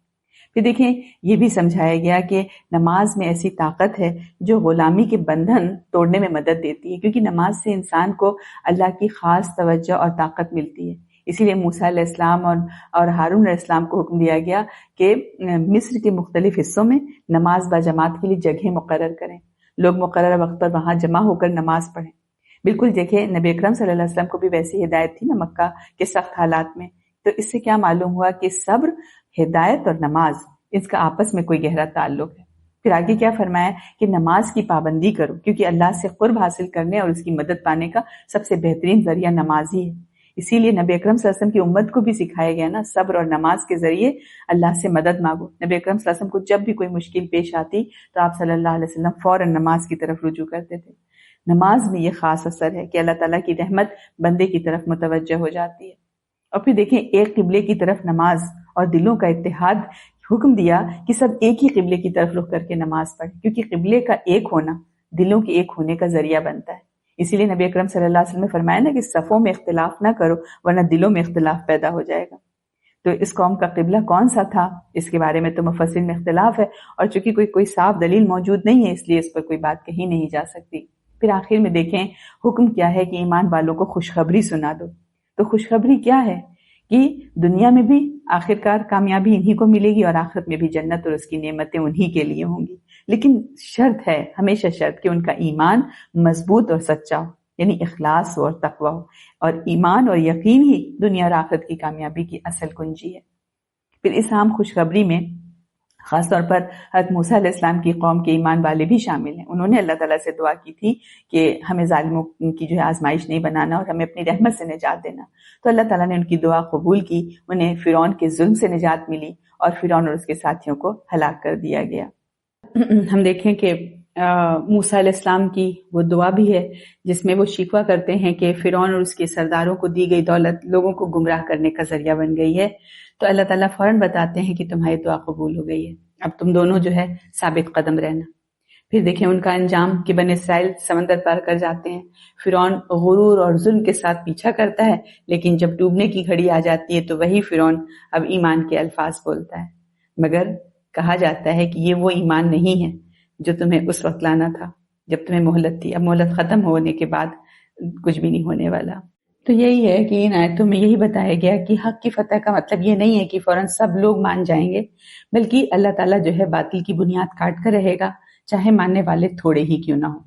اور یہ بھی کہ ظلم کے دور میں ایمان کی حفاظت نماز سے ہوگی، ہے نا، اور اللہ پر مکمل بھروسہ کرنے سے۔ اور یہ بھی پتہ چلا کہ موت جو ہے آنکھوں کے سامنے نظر آ جائے تو اس وقت ایمان نہیں رہتا. تو اسی مہلت کے پیریڈ میں ہمیں اپنے آنکھیں کھولنا ہے. آگے ہے آیت نمبر 91 سے 100. اللہ نے فرمایا کیا ایمان لاتا ہے جبکہ تو پہلے نافرمان تھا اور تو فساد کرنے والوں میں سے تھا. چنانچہ آج ہم تیرا جسم بچا کر سمندر سے باہر نکال پھینکیں گے تاکہ تو اپنے پیچھے والوں کے لیے نشان عبرت ہو. اور بے شک بہت سے لوگ ہماری نشانیوں سے غافل ہیں. اور یقیناً ہم نے بنی اسرائیل کو اچھا ٹھکانہ دیا اور ہم نے انہیں پاکیزہ چیزوں سے رزق دیا. پھر انہوں نے باہم اختلاف نہیں کیا یہاں تک کہ ان کے پاس علم آ گیا. اے نبی بے شک آپ کا رب ان کے درمیان قیامت کے روز ان باتوں کا فیصلہ کرے گا جن میں وہ اختلاف کرتے تھے. پھر اگر آپ اس کتاب کے متعلق شک میں ہیں جو ہم نے آپ کی طرف نازل کی ہے تو ان لوگوں سے پوچھئے جو آپ سے پہلے کتاب پڑھتے ہیں. بے شک آپ کے پاس آپ کے رب کی طرف سے حق آ گیا ہے، لہٰذا آپ شک کرنے والوں میں سے نہ ہوں اور آپ ان لوگوں میں سے نہ ہوں جنہوں نے اللہ کی آیتوں کو جھٹلایا، ورنہ آپ خسارہ پانے والوں میں سے ہوں گے. بے شک جن لوگوں کے بارے میں آپ کے رب کا حکم یعنی عذاب صادر ہو چکا وہ ایمان نہیں لائیں گے، خواہ ان کے پاس ساری نشانیاں آ جائیں یہاں تک کہ وہ دردناک عذاب دیکھ لیں. پھر کیوں نہ ہوئی کوئی بستی ایسی کہ وہ عذاب سے پہلے ایمان لائی ہو، پھر اس کے ایمان نے اسے نفع دیا ہو سوائے قوم یونس کے. جب وہ ایمان لے آئے تو ہم نے ان سے ذلت کا عذاب ٹال دیا دنیا کی زندگی میں اور ہم نے ایک مقرر وقت تک انہیں اس سے فائدہ اٹھانے دیا. اور اگر آپ کا رب چاہتا تو جو لوگ زمین میں ہیں سب کے سب سارے ہی ایمان لے آتے. پھر کیا آپ لوگوں کو مجبور کریں گے یہاں تک کہ وہ مومن ہو جائیں؟ اور کسی شخص کے لیے ممکن نہیں کہ وہ اللہ کے حکم کے بغیر ایمان لائے. اور وہ اللہ ان لوگوں پر پلیدی یعنی عذاب ڈال دیتا ہے جو عقل سے کام نہیں لیتے. ان آیات میں ہم دیکھیں نبی اکرم صلی اللہ علیہ وسلم کو سمجھایا جا رہا ہے کہ مخالفین کے انکار پر دل ٹوٹنا فطری ہے، لیکن ایمان لانا یا نہ لانا اللہ کے قانون کے تحت ہے. نبی کا کام صرف پہنچا دینا ہے. یہاں پر ہم دیکھیں سب سے پہلے فرعون کی بات کی گئی کہ اب ایمان کا اعلان تم کر رہے ہو، اب تو قبول نہیں ہوگا، کیونکہ زندگی بھر کی نافرمانی کے بعد یہ صرف موت کے خوف کی آواز ہے، دل کی تبدیلی نہیں ہے. اللہ تعالیٰ تو دلوں کے راز جانتا ہے. تو اللہ تعالیٰ نے کہا کہ اس کی لاش کو ہم محفوظ کریں گے اور پھر یہ بتا دینا ہے اس کے پیچھے مقصد یہ ہے کہ طاقت کے نشے میں ڈوبنے والوں کے انجام کو تاریخ میں نشان عبرت بنا دیا جاتا ہے. پھر بنی اسرائیل کا ذکر آیا کہ انہیں ٹھکانہ بھی ملا، رزق بھی ملا، مگر علم آ جانے کے بعد اختلاف پیدا ہوا. تو یہ انسان کی ایک اور کمزوری، اس کی طرف اشارہ ہوا ہے. اور ایسے اختلاف کا آخری فیصلہ کیا ہے؟ قیامت کے دن اللہ تعالیٰ فیصلہ کرے گا. اس کے بعد ہم دیکھیں کہ نہایت مضبوطی کے ساتھ یہ کہا جا رہا ہے کہ جو حق تمہارے پاس آ چکا ہے اس میں شک کی کوئی گنجائش نہیں ہے اور اللہ کی آیات کو جھٹلانا خسارہ ہے. پھر ایک سچا اصول، فہمی اصول ہم جسے کہیں داعی حق کے لیے ہے کہ کچھ لوگ ایسے ہوتے ہیں کہ دلیل، نشانی اور واضح حق بھی ان کے اندر ایمان پیدا نہیں کر پاتا کیونکہ انہوں نے خود دل بند کر لیے ہوتے ہیں. اور پھر ایک روشن جو ہے مثال بھی سامنے ہے امید کی، یونس علیہ السلام کی قوم کی، کہ جب انہوں نے عذاب آنے سے پہلے اجتماعی طور پر سچائی کو قبول کر لیا تو اللہ تعالیٰ نے دنیا ہی میں ان سے جو ہے عذاب کو ٹال دیا. تو آخر میں پھر نبی اکرم صلی اللہ علیہ وسلم کے دل کا بوجھ ہلکا کیا جا رہا ہے کہ اگر اللہ چاہتا تو سب ایمان لے آتے، بس ایمان لانے کے لیے لوگوں کو مجبور کرنا نبی کی ذمہ داری نہیں ہے. ایمان تو اللہ کے اذن سے ہی آتا ہے اور اصل رکاوٹ وہ دل ہوتے ہیں جو سوچنے اور سمجھنے سے انکار کر دیتے ہیں. پھر آگے ہے آیت نمبر 101 سے 109. اے نبی اکرم صلی اللہ علیہ وسلم کہہ دیجئے دیکھو اور غور کرو جو کچھ آسمانوں اور زمین میں ہے اور نشانیاں اور ڈراوے ان لوگوں کو کوئی فائدہ نہیں دیتے جو ایمان نہیں لاتے. تو یہ لوگ بھی سمجھیں ان لوگوں کے سے دنوں کا انتظار کر رہے ہیں جو ان سے پہلے گزرے. کہہ دیجئے پھر تم انتظار کرو، بے شک تمہارے ساتھ میں بھی انتظار کرنے والوں میں ہوں. پھر ہم نجات دیتے ہیں اپنے رسولوں کو اور ان لوگوں کو جو ایمان لائے، اسی طرح ہم پر لازم ہے کہ ہم مومنوں کو نجات دیں.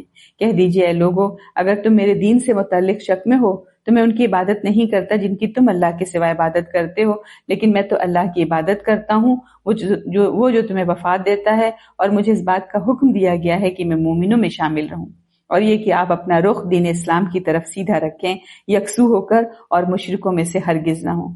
اور آپ اللہ کے سوا ان کو مت پکاریں جو نہ آپ کو نفع دے سکتے ہیں اور نہ آپ کو نقصان پہنچا سکتے ہیں. پھر اگر آپ نے ایسا کیا تو بے شک آپ بھی اس وقت ظالموں میں سے ہوں گے. اور اگر اللہ آپ کو کوئی تکلیف پہنچائے تو اس کے سوا کوئی بھی اسے دور کرنے والا نہیں، اور اگر اللہ آپ کے ساتھ کسی بھلائی کا ارادہ کرے تو کوئی بھی اس کے فضل کو رد کرنے والا نہیں۔ وہ اپنے بندوں میں سے جسے چاہتا ہے اس سے نوازتا ہے، اور وہ بہت بخشنے والا نہایت رحم کرنے والا ہے۔ کہہ دیجئے اے لوگو، تمہارے پاس تمہارے رب کی طرف سے حق آ گیا ہے، چنانچہ جس شخص نے ہدایت پائی تو یقیناً وہ اپنے ہی لیے ہدایت پاتا ہے، اور جس نے گمراہی اختیار کی تو یقیناً وہ اپنے ہی لیے گمراہی اختیار کرتا ہے، اور میں تمہارا وکیل نہیں ہوں۔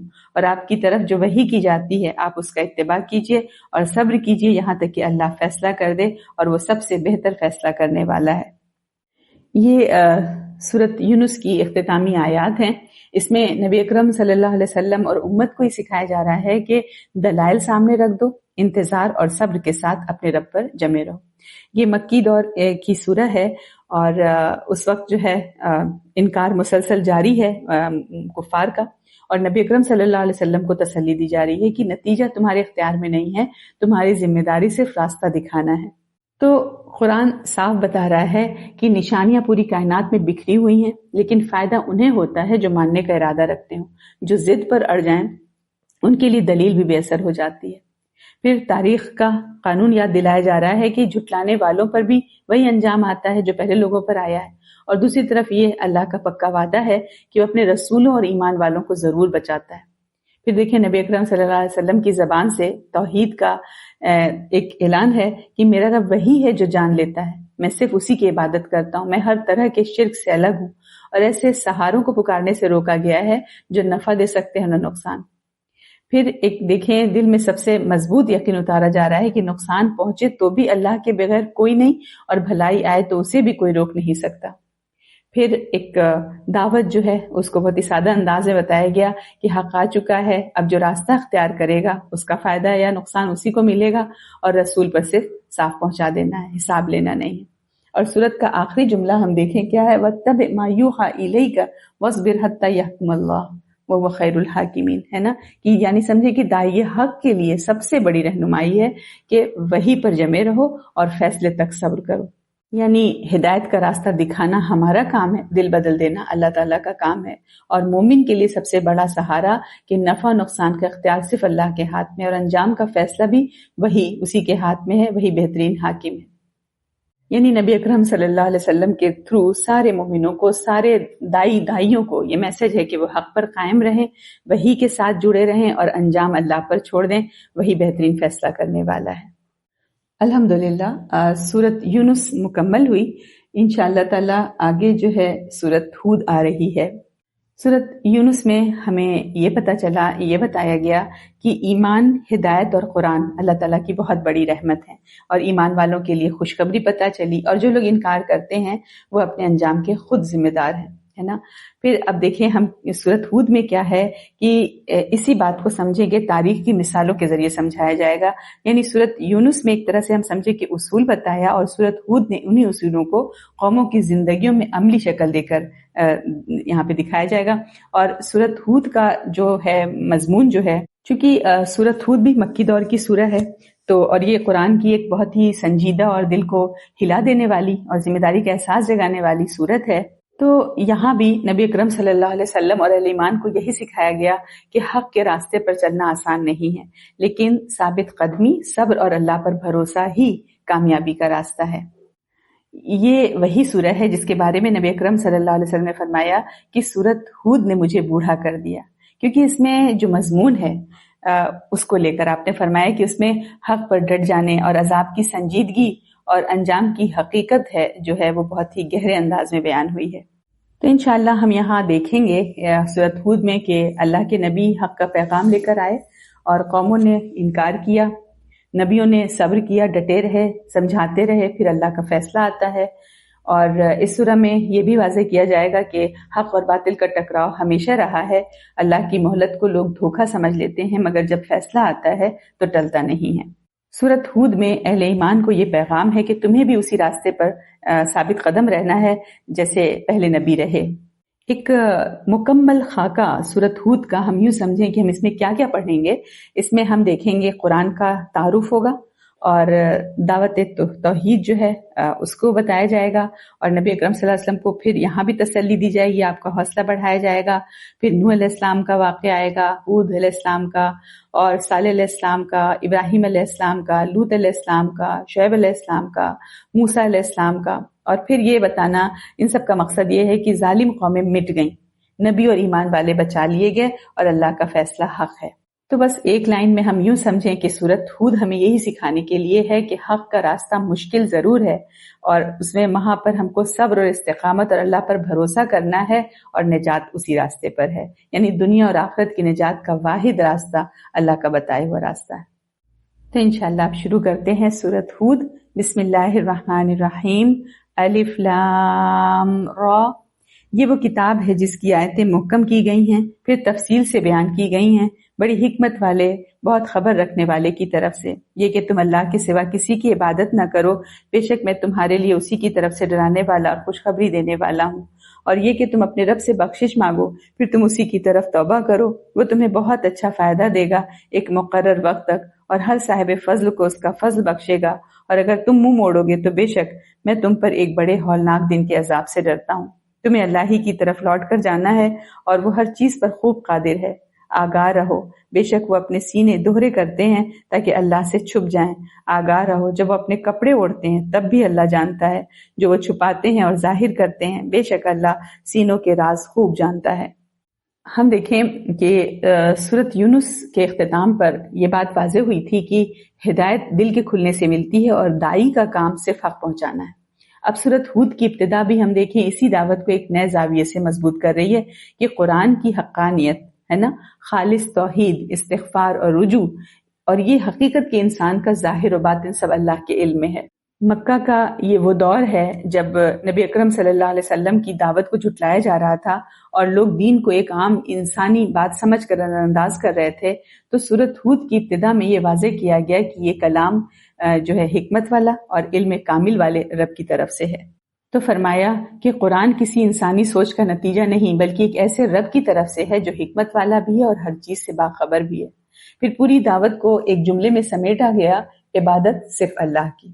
اس کے فوراً بعد انسان کو امید کا دروازہ دکھایا کہ اگر تم استغفار کرو، پلٹ آؤ، تو اللہ تمہیں صرف آخرت ہی نہیں، دنیا کی زندگی میں بھی سکون اور بھلائی عطا فرماتا ہے، اور کسی کا بھی اجر ضائع نہیں کرتا۔ اور ساتھ ہی دیکھیں یہ بھی واضح ہے کہ اگر انسان ضد پر اڑا رہے تو ایک بڑے دن کا انجام اس کے سامنے ہے۔ پھر انسان کو اس کی اصل حقیقت یاد دلائی گئی، واپسی اللہ ہی کی طرف ہے، اور اختیار بھی مکمل اسی کے پاس ہے۔ اس میں ایک طرح کی ڈانٹ ہے نا، اور ڈراوا ہے، اور آخر میں ایک نہایت گہری نفسیاتی بات کہ انسان اپنے آپ کو چھپا سکتا ہے، لوگوں سے بچ سکتا ہے، لیکن اللہ سے نہ اپنے ظاہر کو چھپا سکتا ہے اور نہ اپنے دل کے ارادوں تک کو بھی چھپا سکتا ہے۔ یعنی انسان دنیا میں جتنا چاہے چھپ لے، اس کا دل اور نیت اللہ کے علم سے کبھی نہیں چھپ سکتے۔ الحمدللہ جز نمبر 11 مکمل ہوا۔ اس پورے جز میں ہم سمجھیں کہ اس طرح کی آیات بار بار آئیں، مختلف الفاظ کے ساتھ پیغام یہ دیتی ہوئی آئیں کہ اصل روشنی، اصل شفا، اصل خوشی قرآن، ایمان اور اللہ کی ہدایت میں ہے، نہ کہ دنیا کی جمع پونجی میں ہے۔ اور پھر نماز بتایا گیا کہ ایمان کی بنیاد، یعنی مشکل حالات میں بھی نماز قائم رکھنے کی تاکید، اور گھروں کو عبادت کا مرکز بنانے کا پیغام بھی دیا گیا تاکہ ایمان زندہ رہے، اور اللہ تعالیٰ کی مدد صبر اور نماز کے ساتھ جوڑی گئی کہ جب حالات سخت ہوں، ظلم ہو، کمزوری محسوس ہو، تو حل یہ بتایا گیا کہ صبر اور نماز کے ذریعے سے اللہ کی طرف لوٹو۔ پھر یہ بھی بتایا کہ ایمان والوں کے لیے خوشخبری، چاہے حالات جیسے بھی ہوں، انجام جو ہے ایمان والوں ہی کے حق میں ہے، دنیا میں بھی اور آخرت میں بھی۔ اور پھر حق اور باطل کا ٹکراؤ ایک حقیقت ہے کہ قوموں کی تاریخ گواہ ہے کہ باطل جو ہے وقتی طور پر غالب دکھائی دے سکتا ہے، مگر آخرکار فیصلہ اللہ کے حق میں ہے، اور اللہ کی سنت بدلتی نہیں۔ جنہوں نے شکر، اطاعت اور ایمان کو تھاما وہ بچا لیے گئے، اور جنہوں نے انکار، غرور اور ظلم کو اختیار کیا وہ ہلاک ہو گئے۔ پھر اس جز میں ہم نے یہ دیکھا کہ اصل کامیابی ایمان اور ثابت قدمی میں ہے، کہ دنیا کی طاقت، تعداد اور وسائل کامیابی کی ضمانت نہیں ہے۔ کامیابی کا معیار صرف ایمان، اطاعت اور استقامت اور تقوی ہے۔ اللہ تعالیٰ ہمیں قرآن کو سمجھنے والا بنا، ہمارے دلوں کی بیماریوں کو اپنے کلام کے ذریعے شفا عطا فرما دے، ہمارے گھروں کو ایمان اور نماز سے آباد فرما دے، اور جو اس جز کا پیغام ہے کہ صبر ہو، استقامت ہو اور دین پر ثابت قدمی ہو، تقوی ہو، اللہ ہمارے اندر وہ سب کچھ ڈال دے۔ والسلام علیکم ورحمۃ اللہ وبرکاتہ۔